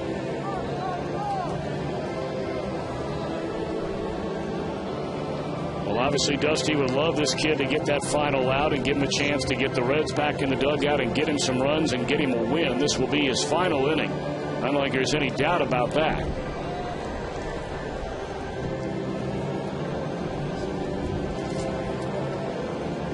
Yeah, I think you definitely want to get Wood through this inning. He's at 109. But you don't want to run the risk of turning the batting order back over either.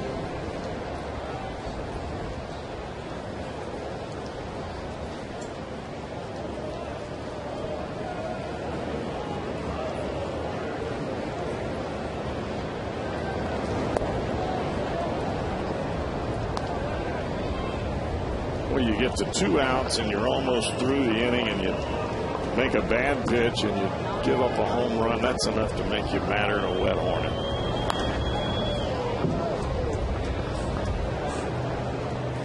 One and one on Barmes. He left 2 on in the second inning with a pop up to Stubbs in center, and then left him loaded in the 4th inning with a pop up to Joey Votto.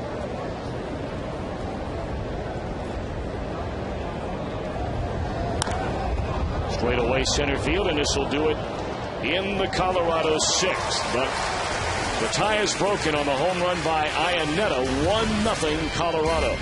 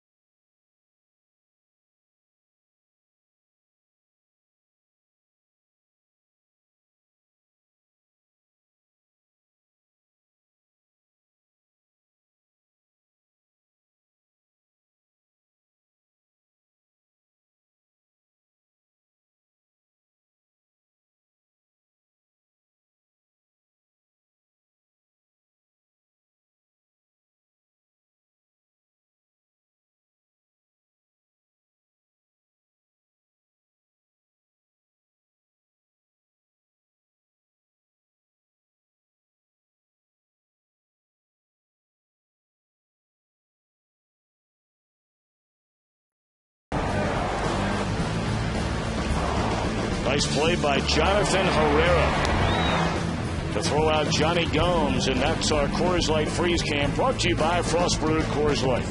Well, at this point, that was a game saver, because that would have been a run scoring from second base had he not made that catch. Dusty Baker, Corky Miller talking things over down in the Reds dugout with Travis Wood, who got the final out there in the 6th inning. But up right around 110 pitches, Cowboy. I'd be shocked if we see him again, wouldn't you? I would be real shocked. I think that's one of the reasons Dusty went down there, was to tell him that he had pitched a good ball game, because he has. We'll see if the offense can get it going for Travis Wood and give this young man a much-deserved Major League win. Well, they are just going up there in the first or second pitch, seemingly in every at-bat. Aaron Cook has thrown 57 pitches in the game so far. And he had walked 40 batters in 99 innings coming into the game here today.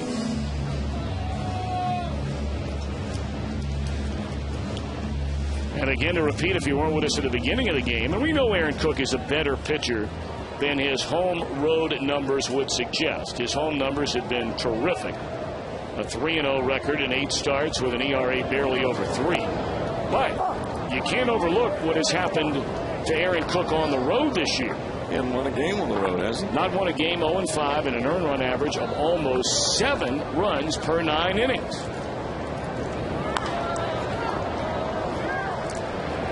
There's a 2-pitch at bat, and it's taken 3 pitches to retire 2 batters here in the 6th inning. All right, Reds fans, for great food with family and friends this summer, think JTM. Food, family, and fun. That's JTM.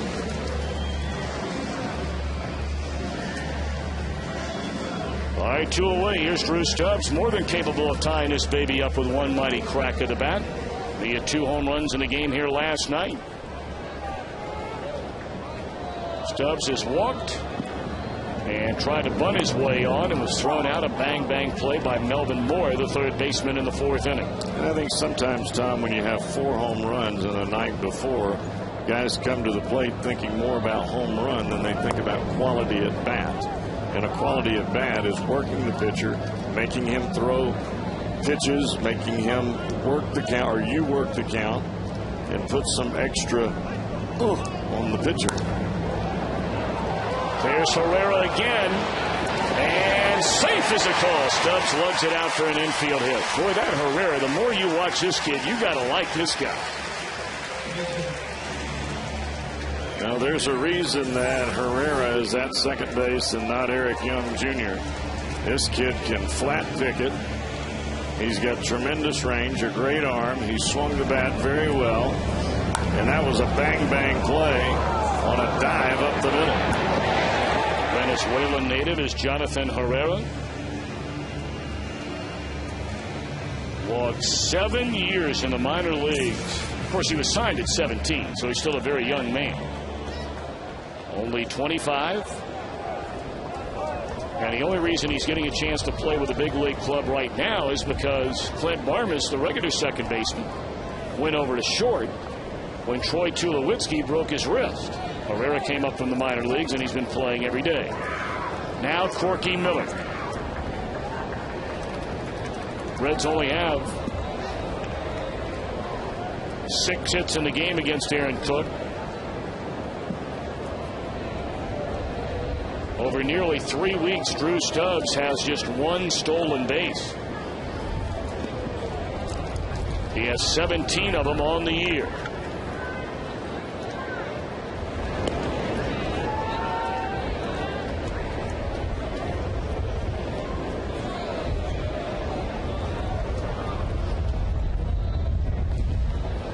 Travis Wood's spot due up next, and standing down there in the on-deck circle is Jay Bruce.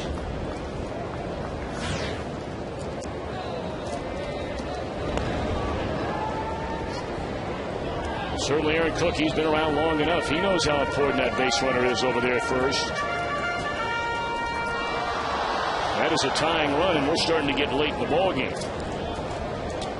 2 outs in the bottom of the 6th. Colorado in front 1-0 on a Chris Iannetta home run in the top of the inning.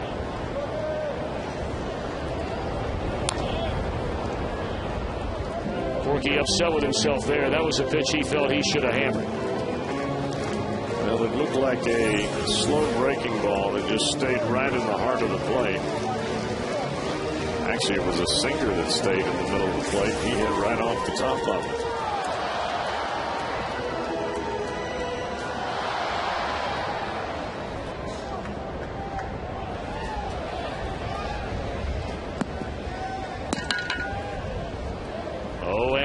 To Corky Miller. 0-2. That's almost an unhittable pitch. 90-mile-an-hour fastball that cuts right off the outside corner. And it's cutting late and hard.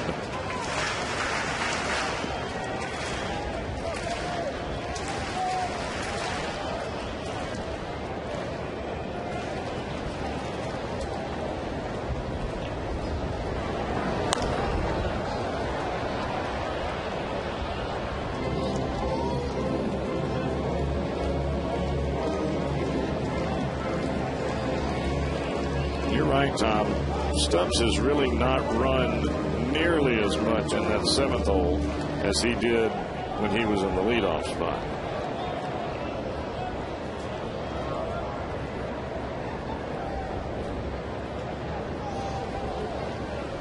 Oh, and 2 on Corky Miller. Stubbs being held on over there by Eldred.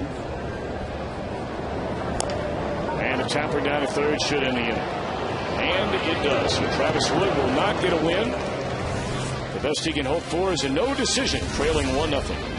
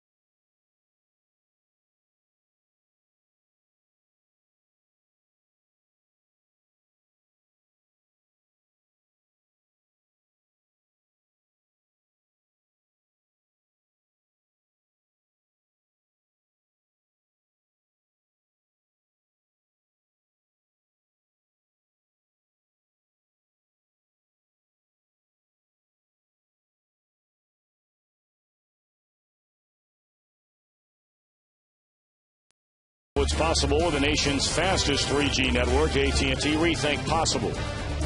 By your Cincinnati, Northern Kentucky Honda dealers. Visit mycincinnatihondadealer.com. And by Hollywood Casino, nobody has to yell action here. It's Hollywood Casino, Lawrenceburg, Indiana. Nick Massett is the new pitcher taking over for the left-hander Travis Wood. Massett tied for 4th in the National League in appearances. 45 ball games. This will be 46. In his last 32 appearances, he's posted a 2.86 earned run average. So he is starting to turn it around and throw the ball much better than he did as the season began back in early April for the right-hander.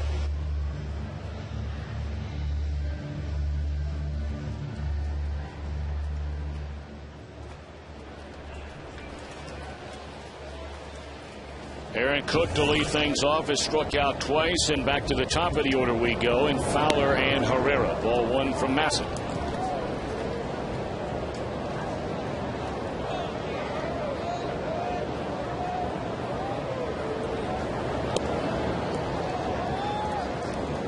I'd like to say hello to all the folks, the seniors out at Brookdale Place in Kenwood. They're enjoying a backyard barbecue today. A lot of baseball trivia going on. There are huge Reds fans out there. So we hope you all are having a great day out at Brookdale Place in Kenwood. I wonder if they're barbecuing some ribs. Did they leave directions on that thing? I know exactly where it is. Stop right there.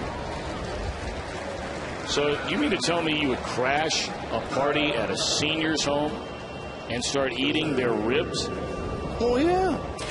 I'm the cowboy. Slide right on in there. How you folks doing? Y'all got any food left?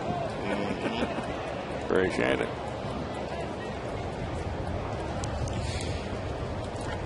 They would be fired up if you came rolling in there this afternoon. I think so, too.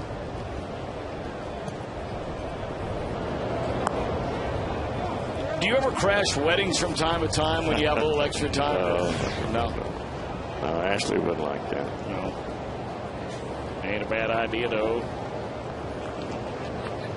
I'm not big on wedding food. It's got that nibbler stuff. I got you.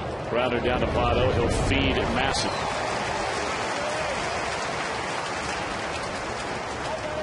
I love the line by Chris Sabo. All the events and everything going on this weekend, it's lasted longer than a lot of weddings. Yeah. That's funny. 2 down here in the Colorado 7th inning. And here's Herrera, who has a 13-game hitting streak on the line. He's 0 for 3. His fly to left, grounded to short, fly to center. But he certainly has had an impact on this game, even without a hit with his glove out at second base.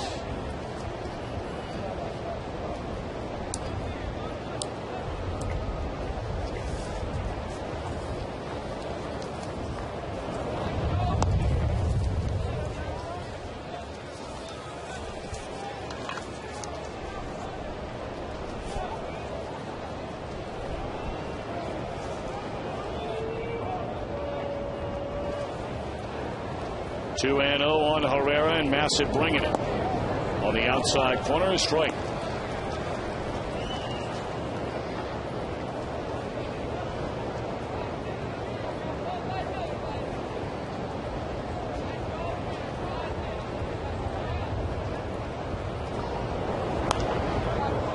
Popped up and playable for Cabrera and foul ground, and Nick Massett with a 1-2-3 7th inning. So it'll be a pinch hitter, then Brandon Phillips and Orlando Cabrera in the bottom of the 7th inning. The Reds down 1-0, and we'll keep it right here. The singing of God Bless America by Miss Angela Cheslock.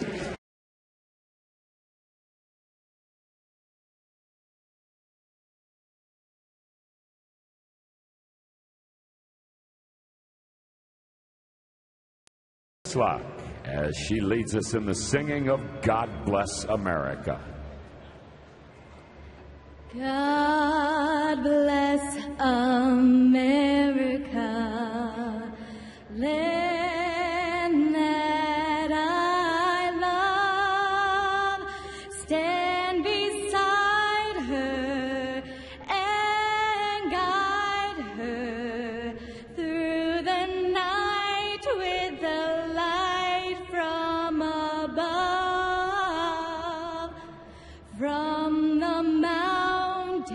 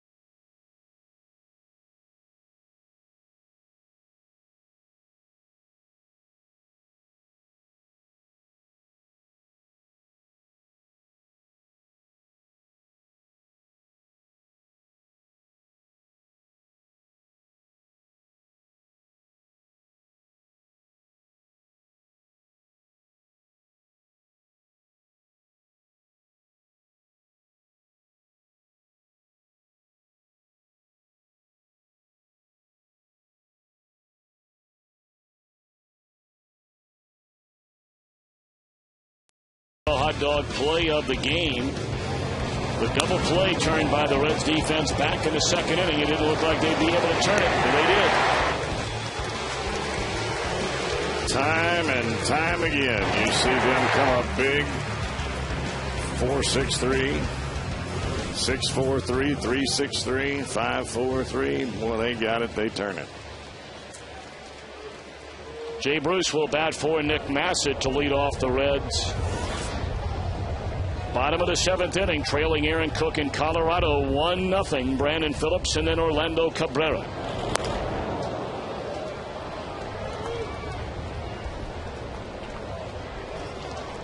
Jay having a really tough time of it ever since clubbing that game-winning 2-run home run in the 8th inning off Roy Halladay, the final game of the last homestand, which was over 3 weeks ago. Reds embarked, of course, on the 11-game road trip, had the All-Star break for 4 days, and then back here on Friday night. Big home runs like that are wonderful for that time being. But if that swing starts to become your swing on every at-bat, it gets you into big trouble. 1-2 to Jay Bruce. And that one up around his neck, and he is gone. I would like to take the time to say, as we see this last pitch up and away from Jay Bruce, and that is a head-high home run swing. I'd like to say happy birthday to Patricia Boissard of St. Mary's, Ohio, belatedly from July 12th. I know she's an avid Red fan, doesn't quite get down to the stadium as much as she would like. All from her children, Vicky, Jim, Deb, Tom, Bob, and Dave. It's belated, but it's a happy birthday as well. Indeed.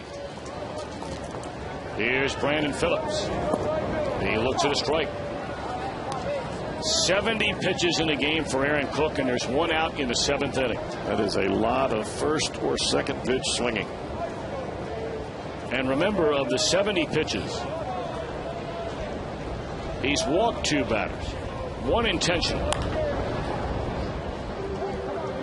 He walked Drew Stubbs with 1 out in the 2nd inning. He intentionally walked Lance Nix to load him up for Miguel Cairo, whom, of course, he retired to end the 3rd inning.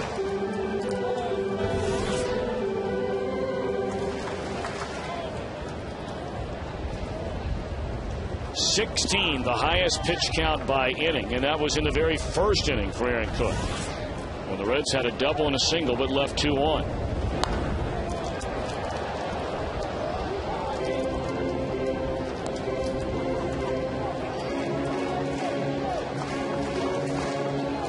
Ground ball outs, couple of fly ball outs, 5 strikeouts in the game for Aaron Cook.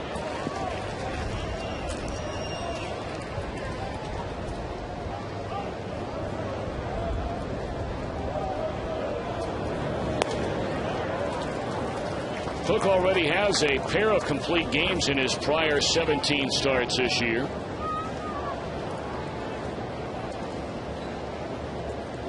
Boy, maybe that gives you an even further indication of how much he has struggled this year. He's only thrown 99 innings, and 18 of those came in 2 starts. Well, it's almost to the point where it's either a ball game where he has it or he doesn't. And it looks to me like, by watching him today, that if the opponent makes him work a little bit and carries him deep into the count, that's when he has the trouble.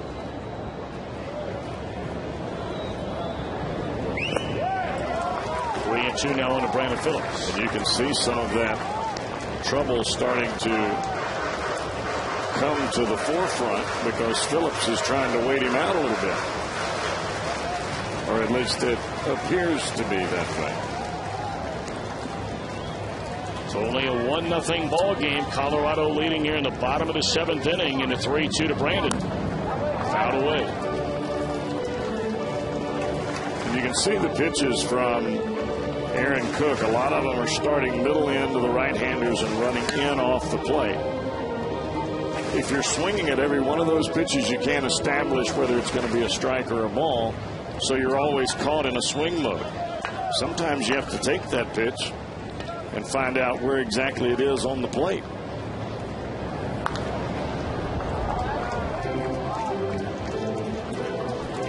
There's another case in point where that would have been, at least it looked like from here, ball four. But when it's coming up to the plate, as you always say, Cowboy, easier said than done. Right.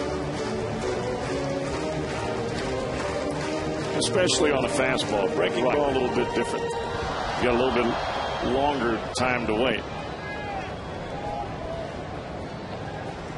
Ninth pitch in the at-bat upcoming. Aaron Cook against Brandon Phillips in a 1-0 ball game, last of the 7th inning. One out, bases empty, and here it comes.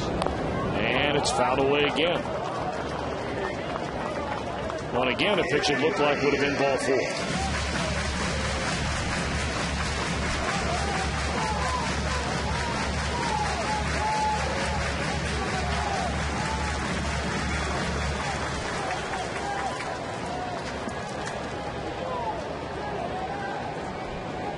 So now the 10th pitch in the at-bat. Another foul ball by Brandon.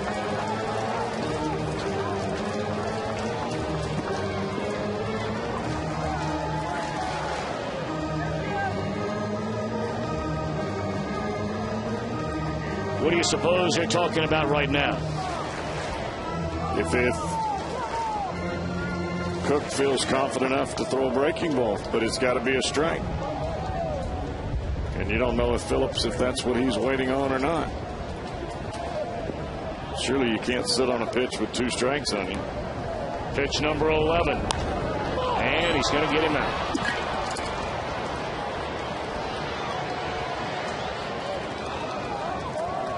Brandon up there battling and goes down in an 11-pitch at bat, and there are 2 away. That was a much better at bat. Probably the best at bat that we've seen all day long as far as an extended at bat and making Cook work a little bit. It's awfully easy to make pitches when you feel no fatigue whatsoever. If you have to throw a lot of pitches early in the ball game, it makes it a little tougher in the 7th and the 8th inning. Cabrera, fly ball to right, and that's that. We go to the 8th. Cook and the Rockies with a 1-0 lead.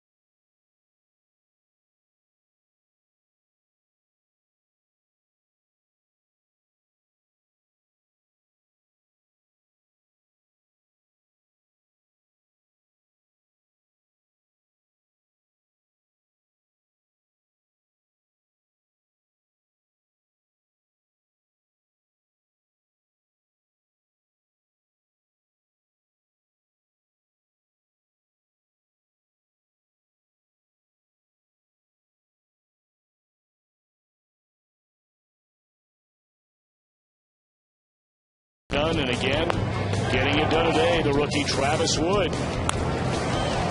He did walk 4 batters, but he fanned 6. He only allowed 3 hits, but left trailing 1-0. Well, the bottom line for him, Tom, is every time he's been out there, he's done exactly what the Reds have asked of him, and that's go out and give them some innings and pitch the absolute best that he could. The only time that he's had any issue at all was in the ball game in New York, where he pitched on a day's short rest. He ended up getting into trouble at the end of the ball game, and he only made 1 mistake today. 1 mistake in his last 16 innings. That ain't bad. I'll take it. We're trying to keep it right here at a 1-0 ball game. A National League All-Star, an All-Star for the first time in his career at 40 years young. And what an unbelievable outing he had here on Friday night, Arthur Rhodes.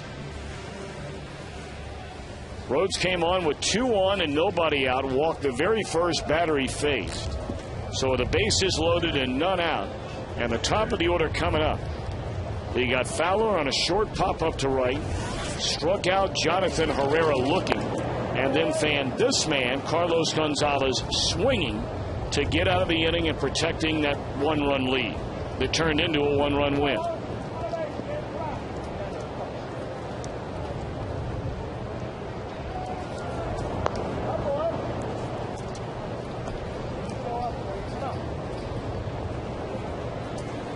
Reds and the Washington Nationals in the first of 4 here tomorrow night. Lots of tickets available for that entire series.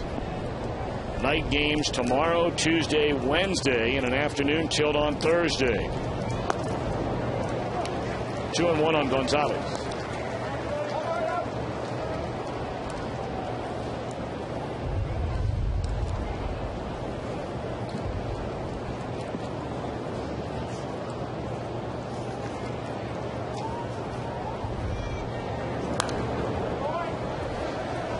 This is a spot, Tom, where you really need your bullpen to be tough. You need them to be nailed because there's really not a whole lot of leeway right now. And in order to keep this ball game in a position for the Reds to win it, you basically have to go out and pitch shutout baseball. You don't have a 1 or 2 run lead. You don't have that window available.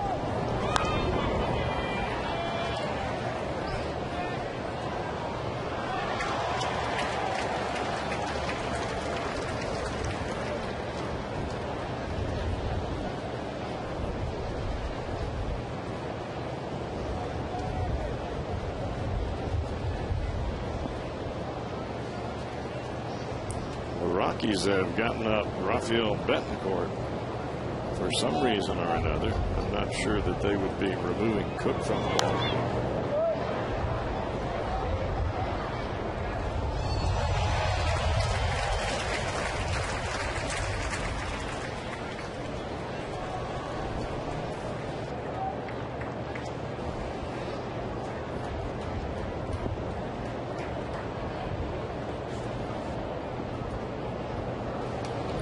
2-2 on Carlos Gonzalez in a 2-hopper. Nice play by Votto. How about that?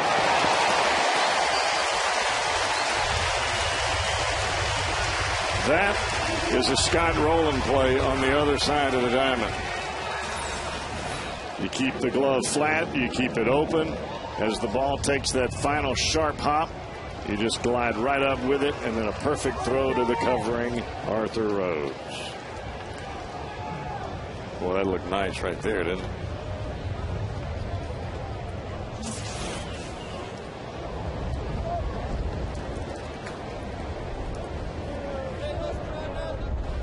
Melvin Morrow for 3 reached on an error by Miguel Cairo back in the 2nd inning.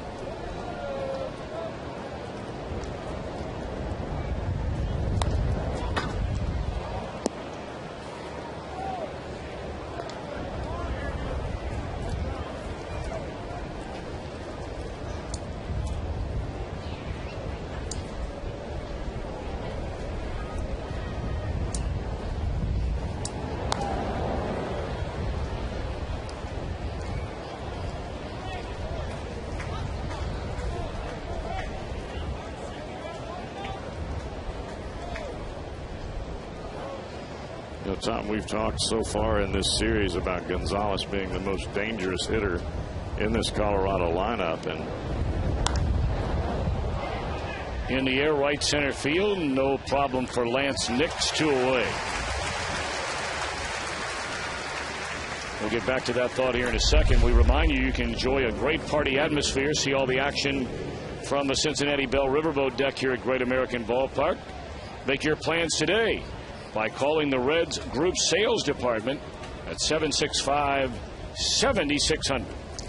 We were talking about Gonzalez in game 1 and 2 and part of this ball game about him being the best hitter in this lineup. And that's one of the reasons that Dusty went to Rhodes to start the inning because Gonzalez was the first batter on. The worst thing that can happen is you allow that hitter to hit a double or something into the gap and get a big rally going for these Rockies.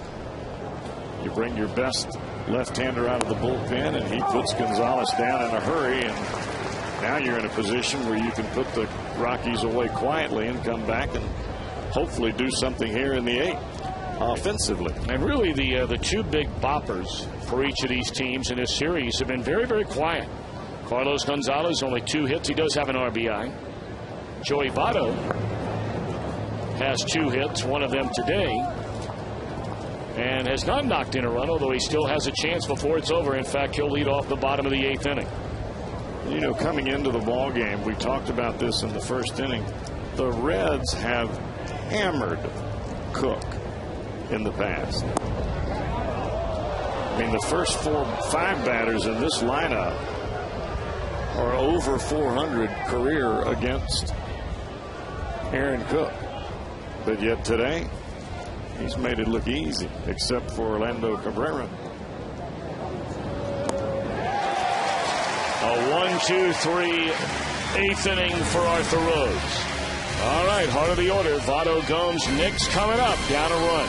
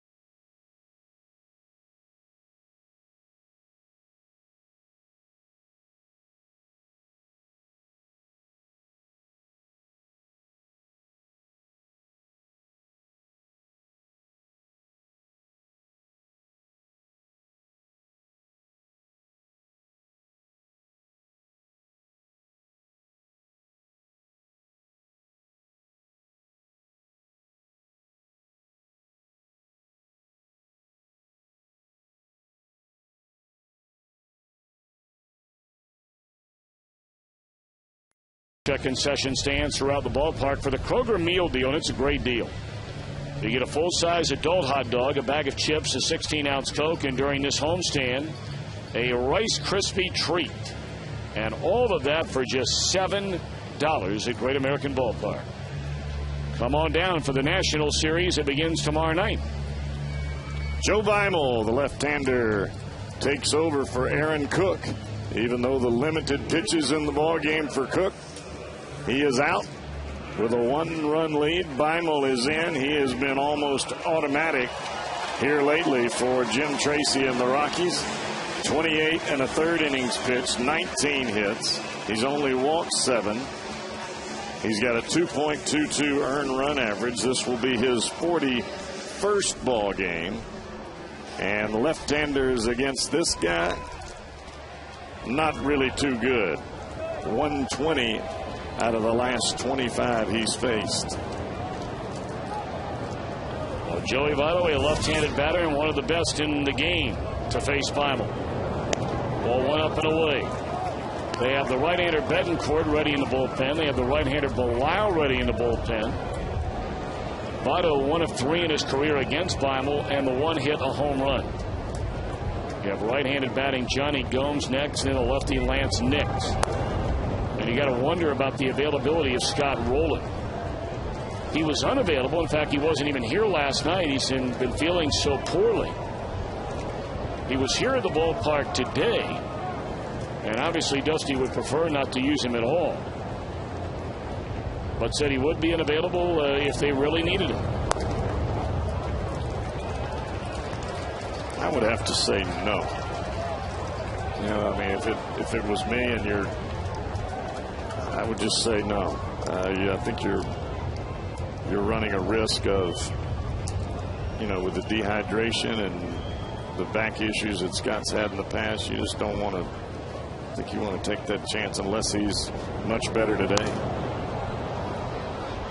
Swinging a foul ball out of play, and you know how sometimes those things sort of work. You know, you feel terrible when you get up in the morning. You feel terrible for a while. You go take a 2 or 3 hour nap, and then all of a sudden you wake up, you're like, man, a lot better. And that happens. And the thing about it is, when you're at the ballpark, it's almost like being at the doctor's office 24/7. You've got the training room.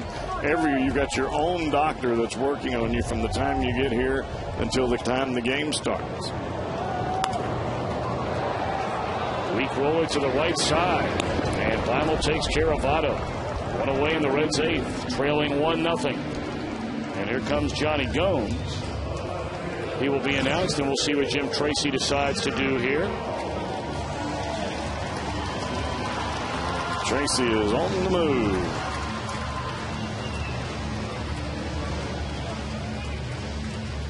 Once a right-hander in the bullpen, and we'll take our Skyline Chili call to the pen. A 1-0 game. We're in the bottom of the 8th.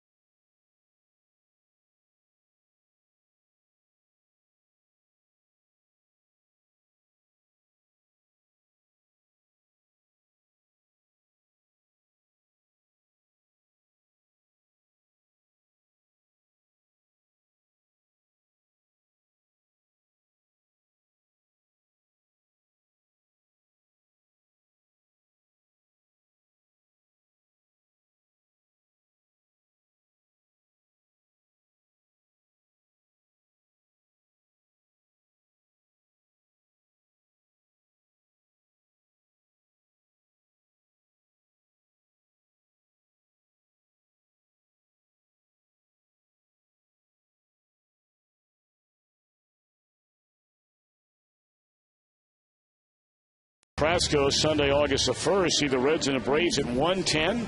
And a free concert from Grammy Award-winning band Mercy Me. Plus the first 10,000 kids 14 and younger receive a Reds t-shirt. For tickets, call 381-REDS. That'll be a great event. Well, you heard the numbers on Joe Weimel. They were outstanding. The numbers on Rafael Betancourt, 1-1 on the year with a 5.06 earned run average. That's over half. That's twice as high as Weimel's. 38 ball games, 32 innings pitched, 39 hits. He's only walked 5, so he'll be around the plate, but opponents are hitting .293 against him. So he throws strikes. You just got to make some contact. Of course, he had some very good years with the Cleveland Indians, did Betancourt. Did he ever? He is among the slowest working pitchers, maybe the slowest worker of all pitchers in Major League Baseball.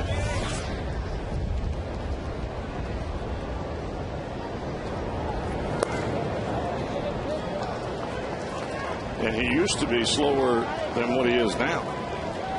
And Major League Baseball made him, well, I guess it's the umpires that made him change what he was doing. He had all kind of sets and kinks and positions that he was stopping at.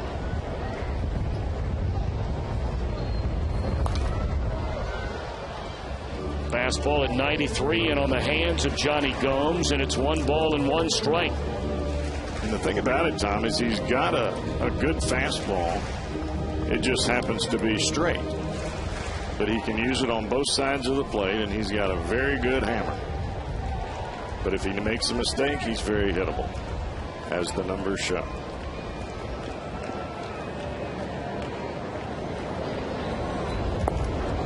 Breaking ball away, 2-1 to Johnny. Well, it doesn't feel like a 1-0 game. But that's what it is here in the bottom of the 8th inning. And I think part of that reason that it feels that way is the Reds have just not mounted any offensive threat today.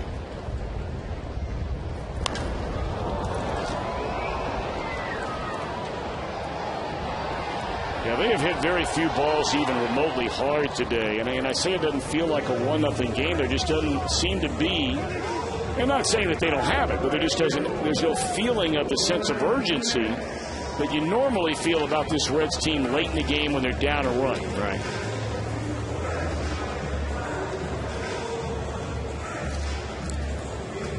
And I think that's what good pitching does to great hitting. You just lull them to sleep. You keep them out of that emotional high by sending them back to the dugout with that, as a lot of hitters will describe, that comfortable 0 for 4. Houston Street, the closer, is up now in the Rockies bullpen. Former Texas of Austin star. 2 down for Lance Nix, and Betancourt to the plate. And he had a good swing, but he fouls it over the screen out of play, down a strike. It's a 1-0 game at Busch Stadium, where the Dodgers lead the Cardinals. Do the Reds have another come-from-behind win in them? They had so many through really May and April. I mean, May and June. They didn't win many games, period, in April. But most of that damage that come from behind wins, 25 of the 28 came before July the 1st.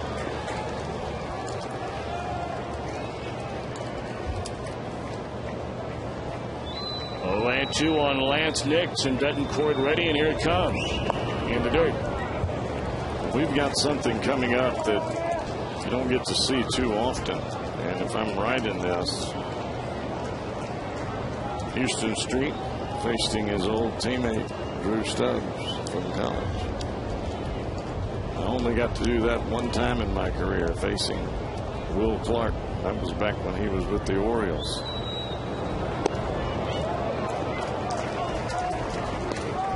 I was with the Phillies. 0-2, broken bat, base hit, up the middle, scored a run, blown save. 14 in a row I had up to that point. Had not blown one all year. Isn't it amazing how you remember that film? It is. I was mad, boy. I'm still mad. 2-2 on Lance Nix with 2 outs and nobody on, and Betancourt misses up and away, 3-2. See, that's why you don't like being friends with people that are on the other team. I should have hit him in the neck. He wouldn't have got a good swing then. Dusted him a little bit and dropped that split finger on him. But I didn't. I threw him a fastball in, got too much of the plate. Knock. He's been chirping about it for the last no doubt about that. 19 years. 3-2 the count, now on Nix. We'll do it again.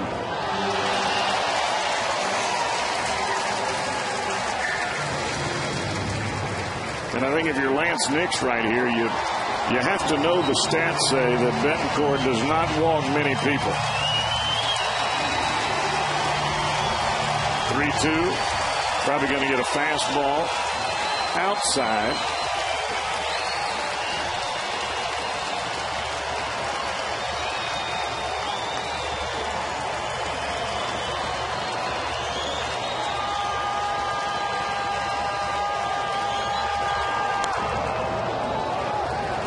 fastball right down the can, and he fouled it away. By the way, that last foul ball, there's a little kid, can't be 8 or 9 years old.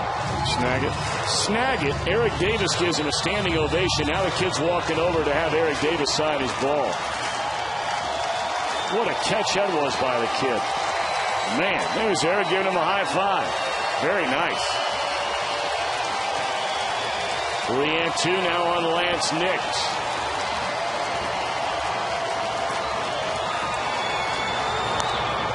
And another foul ball out of play. And another great catch. That's 3 of them in basically the very same section. That little boy right there wearing the Joey Votto t-shirt, he's the one that caught it with his glove. Eric Davis gave him a standing ovation, and then the usher there, who's here every night right in that area, brought him over, and Eric was happy to give him a high five and sign his ball. Very nice.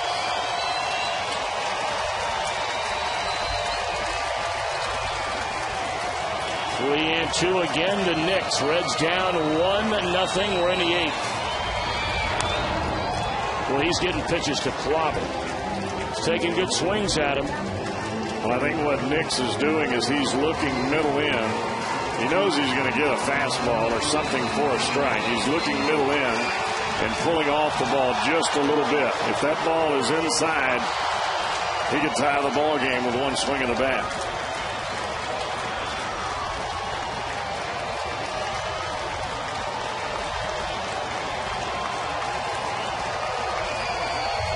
Three balls, 2 strikes. 10th pitch of this at bat.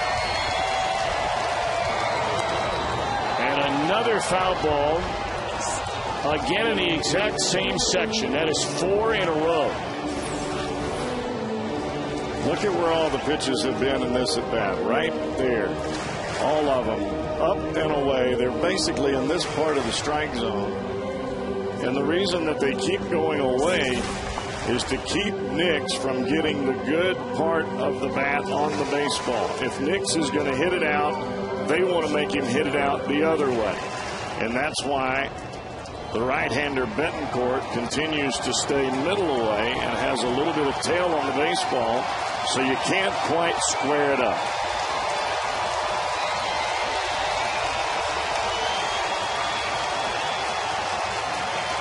Fastball coming again, and again they set up away from Nix.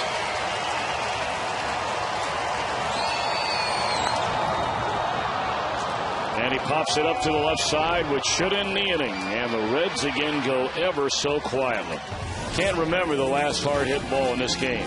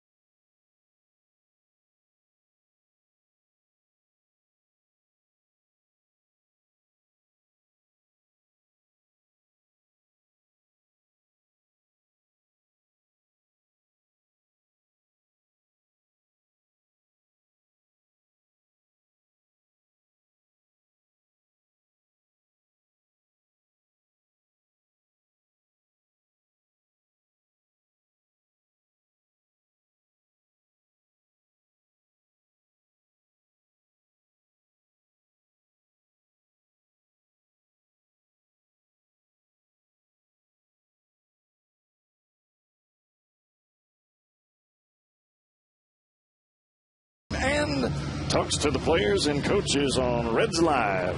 Brought to you by King's Honda and the King's Auto Mall. Visit King'sHondaUSA.com.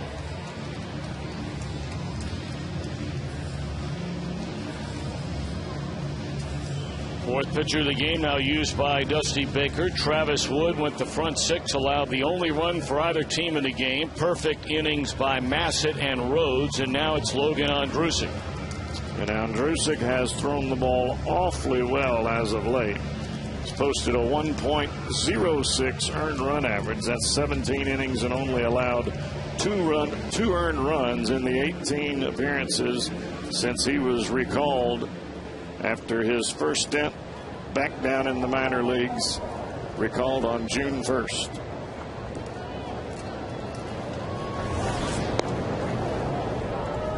Chris Iannetta will lead things off. He'll be followed by Brad Eldred and Clint Barmas. In the Reds' bottom of the ninth, we peek around the corner. It'll be Cairo, Stubbs, and Miller. It would not be a surprise to see Chris Heisey somewhere in that mix. One away.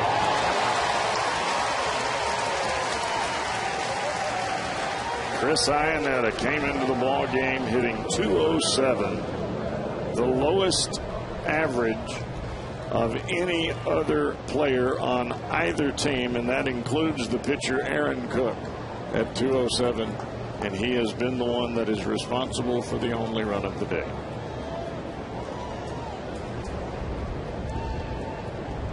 Baseball is a funny game.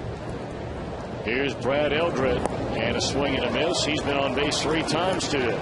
2 walks and hit by a pitch. All of those at bats against Red starter Travis Wood.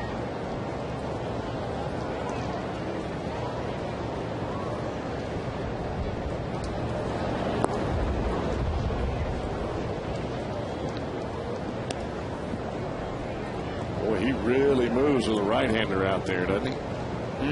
Left-hander Wood, he was awfully quiet, keeping his hands back. You got Ondrusek out there, and he's moving straight towards the pitcher. And Tardy. Yeah, I mean, he's killing his bat speed by moving his body.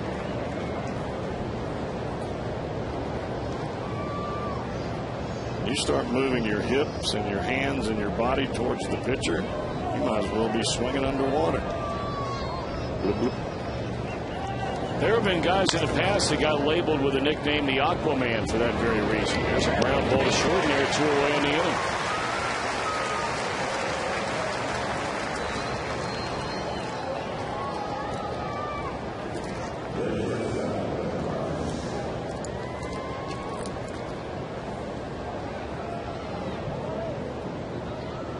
Another hot, humid day in Cincinnati. The way this entire homestand has been, the entire weekend, and it's supposed to cool off a little bit tomorrow. And I say cool off from where it has been. Temperatures have been with the heat index right in the mid-90s, if not up close to triple digits. Our highs the next couple of days are in the high 80s. So hopefully you can feel the difference. But you know what? It's summertime. I mean, I'm always amazed. Aren't you, by the people that walk around and complain all the time about the weather? And I mean all the time. What do you mean? It's too hot in the summer and it's too cold in the winter. It is unbelievable to me. Well, I think the weather's great. I agree. I like it when it's sunshine. I'm not a big snow guy now. Cabrera, nice play, long throw, and he pulled the first baseman Votto off the bag. I would imagine that'll be an infield hit. We'll see. Awfully good play for Cabrera just to get to the ball. Comes up firing. Boy, it looked like Votto was on the bag. Sure did, and Dusty Baker going to come out and argue. Of course, they're not going to change their call. Oh, man, he was all over the bag. That's not even close. I guess Rapuano must have been looking somewhere else. I think he thought that the throw pulled him, but Joey had his foot on the bag the entire time. All right, folks, look right at the bag. At first base, right down here, right down there. Does it leave? No, it does not leave. Wow.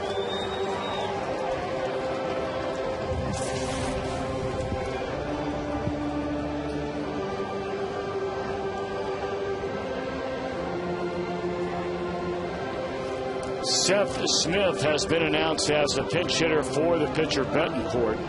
I guess we're going to see Bill Bray. Yep, that's why Dusty just stayed out there waiting on Smith to be announced as a left-handed batter, and Bray, the left-handed pitcher, is ready to go. And Dusty looking in the dugout at Chris Fire. I would imagine we're going to see a double switch here.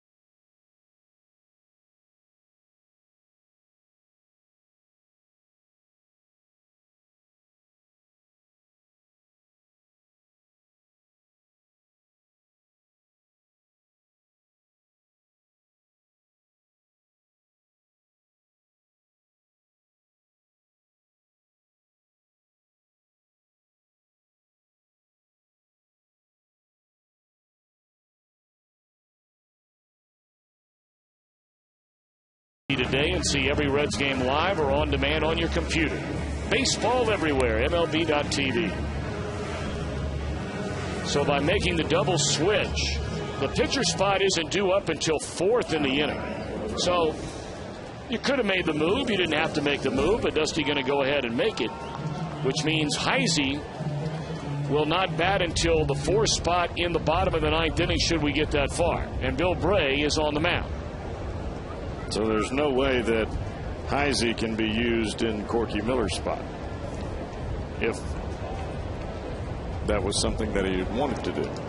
And Dusty generally does not like hitting for his catcher in a ball game. When that leaves you only one other catcher on the bench. And Dusty, we've talked about with him many, many times.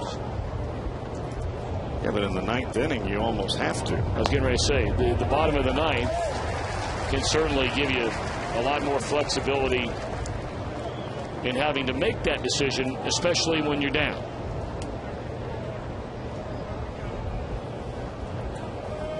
So Bill Bray to face Smith. And it's popped up and playable for Corky Miller.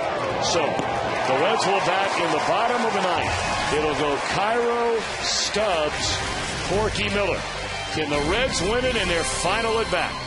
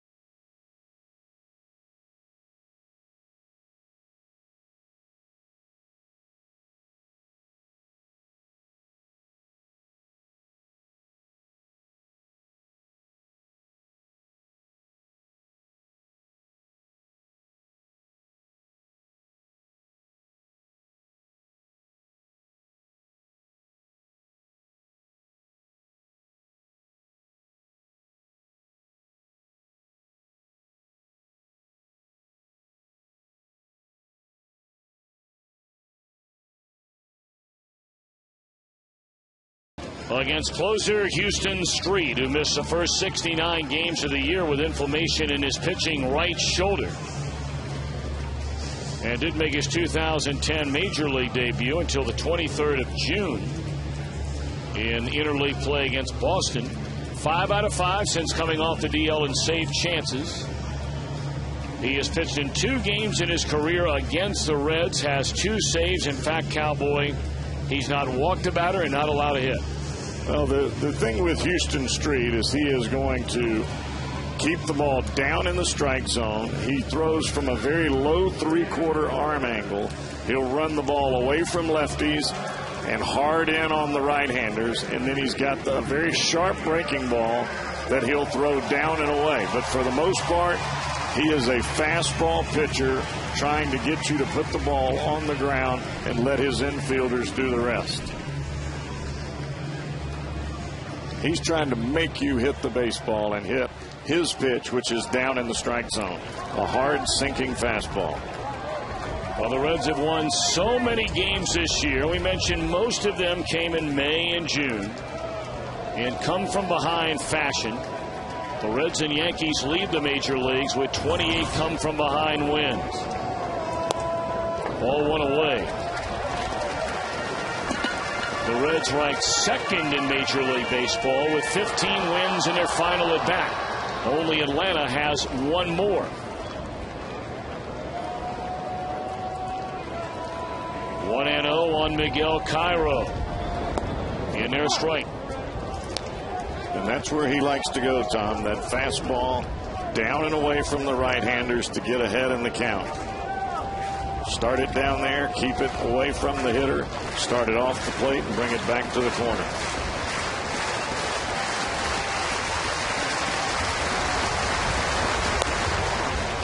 Breaking ball swung on and missed to get ahead at 1-2.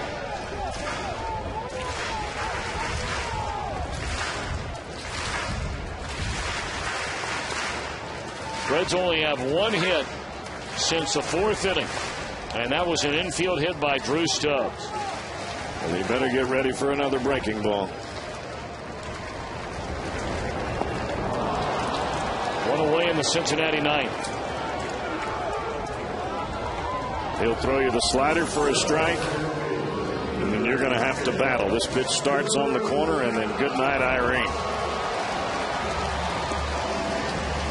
The first breaking ball that he threw was a short, quick break, more downward than anything else. Comes right to the heart of the plate, very much off speed. That one harder, and the ball breaks way off the plate away. Now Drew Stubbs, he hit 2 home runs in the win here last night. A couple of Texas boys head to head.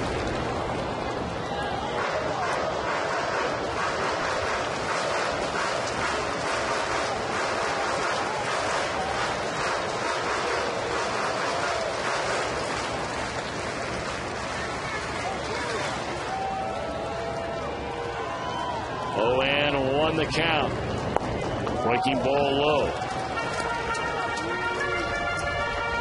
Well, the Reds bat in the bottom of the 9th inning with 1 out here at Great American Ballpark, trailing Colorado 1-0. The game's only run came in the 6th inning, a home run by Chris Ionata against Reds rookie starter Travis Wood. Houston Street struck out Cairo to begin the inning, and now it's 1-1 on Stubbs. Fastball high.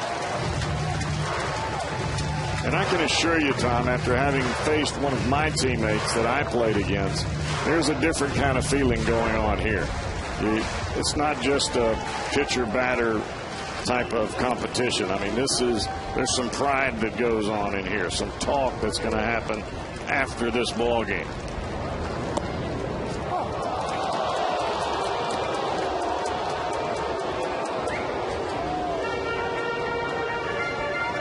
Stubbs definitely wants to nail one. Houston Street wants to strike him out. And I would imagine he's going to see another breaking ball here.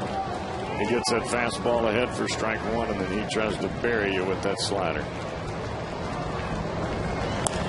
And it's served into shallow center field. It's going to fall in. A base hit by Stubbs. So he gets his former teammate and represents a tying run over at first base. How funny is that? Stubbs knows his ex-teammate as well as anybody, and he goes out there and gets that slider, hits it right off the end of the bat. But he was diving out over the plate from the get-go and flips it right over the head of Jonathan Herrera, right in front of Dexter Fowler. And the Reds have a base runner with some big-time speed. Well, now do you think about playing a little hit and run here with this combination of Stubbs and Hannigan? Hannigan will bat for Corky Miller. And certainly Hannigan, one of the better handlers of the bat on the team if you wanted to play hit and run. And I'm thinking more steal than I am anything else. I mean, I know that Houston Street can get rid of the ball in a hurry, but you got your best chance at first base to steal a bag, and then that gives you 2 batters to knock him in.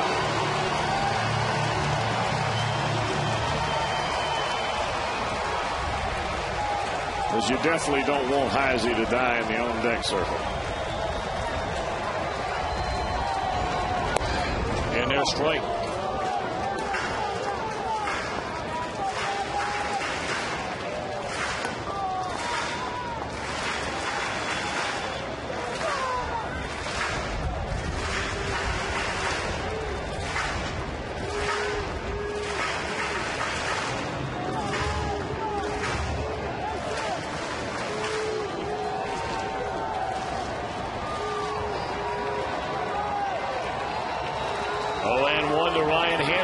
Representing the winning run of the plate. Breaking ball down and away, 1-1. And I can assure you that in the dugout, whether it's Chris Spire or Dusty Baker, they've got a time on Houston Street coming to home plate. And whatever that time is, that gives them a pretty good idea about the jump. You can see the watch right there in Chris Spire's hand. He's clicking it on and off for Houston Street as he lifts that front leg and comes plateward. And what you're looking for from a pitcher is a time that's around 1-4, a little bit over 1-4. If you can get that, you're ready. You take the runner and let him run. For a guy like Stubbs, you may be able to get away with a 1-3, 1.3 seconds, because normally it's going to take the catcher 2 seconds or maybe 1.9 seconds to get the ball to second base. 1-1 to Ryan Hannigan. And the pitch is a fastball high and away. Well, if they were thinking about a hit and run, to try to get Stubbs to third base with 1 out in this bottom of the 9th inning. 2-1 count is a count a lot of guys like to do it on. Exactly. If you're thinking about doing it.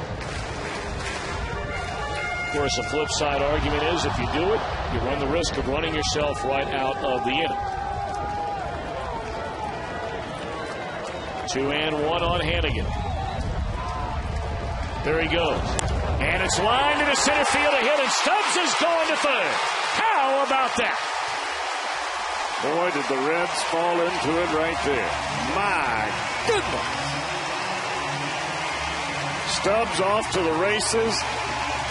And Hannigan hits a bullet right back up the box. Tom, that was within a foot or two of being a double play. Yep. You see the time off the watch, a 1.18 from the mound to home plate. And it doesn't matter because the ball came off the bat like a rocket. You can put that stopwatch in your pocket now. Like the call there by Dusty Baker. That's aggressive baseball right there, brother. Well, you almost have to take a chance at this part of the ball game. And once you've gotten your batter up there, you've talked to him, hey, let's give Stubbs a chance to steal a bag right here. Don't be up there hacking right away. Makes it happen. So Heisey will get a chance to bat with a tying run at third, the winning run at first, and there's only 1 out here in the 9th inning. By far the best pinch hitter the Reds have. 5 hits and 14 pinch hit at bats. 3 of the 5 hits pinch hit home runs. And they didn't come against any chumps either.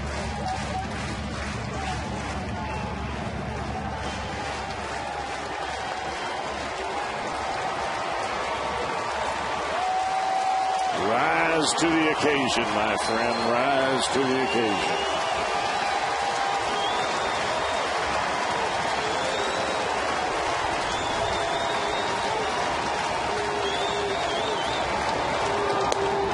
The fastball is high. Ball one to Chris Heisey.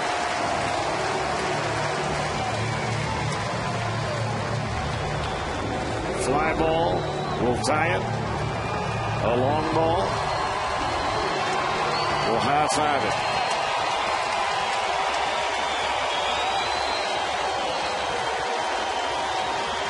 One and 0 on Heisey.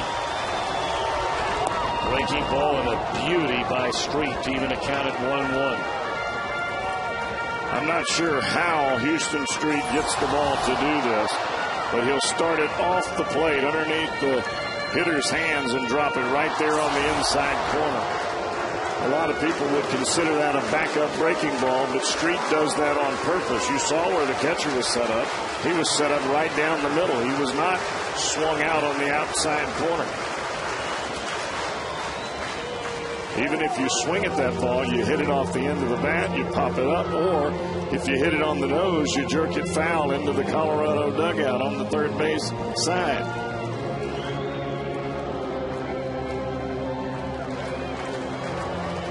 So the rookie Pennsylvanian with a chance to tie the game, if not win it, here in the bottom of the ninth inning. Breaking ball away. Well, he shows some confidence up there at the plate, doesn't he? Awfully calm, not very jumpy at all. You don't see those hands jumping out there or the feet, big stride, none of that. Just nice and compact and nice, calm, cool, and collected. Chris Heisey. 2-1 to count on Heisey. Tying run at third, winning run at first. Swing and a foul ball back on another breaking ball. That's the kind of pitch that just really fools you there, Tom. You're trying to guard on the fastball in, especially when you have the advantage at 2-1. Really get those hands through the ball and snap that baby down the line, and ends up being a breaking ball, and you've got your bat almost all the way out in front. 2-2 on Heisey. Street delivers. Got him swinging. I was just getting ready to say the one chink in the armor on the rookie Heisey, the susceptibility to striking out. He struck out 20 times in a little over 70 at bats.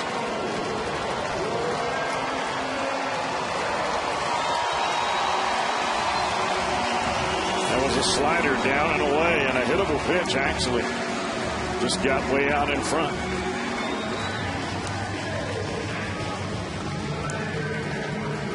Well, now it's up to Brandon Phillips, and you got to do it with a base hit.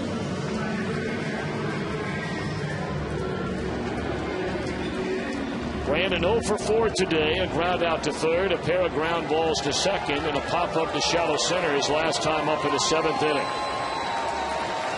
The Reds trying to come from behind once again, winning their final at bat once again. It's strike one to Brandon Phillips.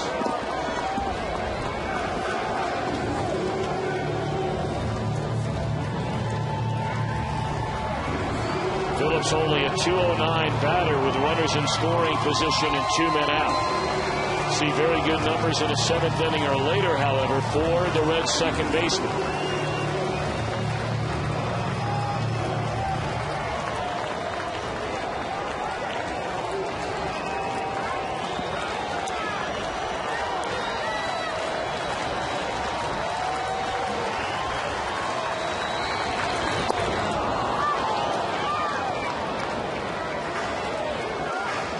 After those two swings, it almost makes you want to let Hannigan take off for second base and try to steal a run with your speed at third base. You never know with Ionetta. If he turns loose the ball down to second base, you got to run because they'll never get Stubbs.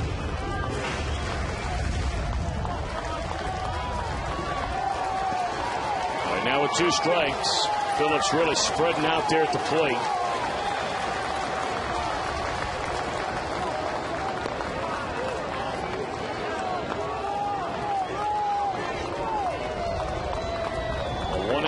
Loop single by Stubbs. A hit-and-run single sent Stubbs to third off the bat of Hannigan.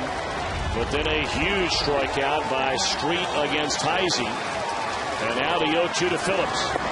Breaking ball that he doesn't chase this time.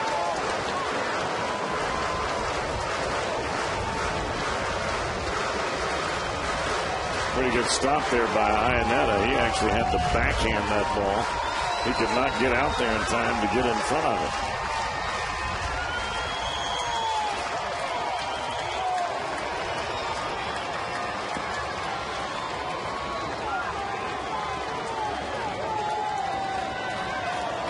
Two to Brandon Phillips. Game over. So Colorado avoids getting swept over the weekend in Cincinnati in a 1-0 win, and Travis Wood hung with his first major league decision. He only allowed 3 hits in 6 innings, but the 1 home run to Ionetta, and great relief work really today by Colorado as well. Beimel, Betancourt, Street got into trouble but got out of it. Well, I think when you look back on this ball game for Travis Wood, you look at one pitch that he made that they hit the ball out of the ballpark, but this game was not about Travis Wood. It was about the lack of offense, and this has been a story for the Reds, I guess, over 4 or 5 of their last 6, 7 ball games, and you got to score runs to win. When you're getting this kind of pitching, these are the types of ball games you got to put away. It's the 3rd game in the last 5 the Reds have played where they have lost 1-0. Time now for Reds Live. Let's go downstairs to John.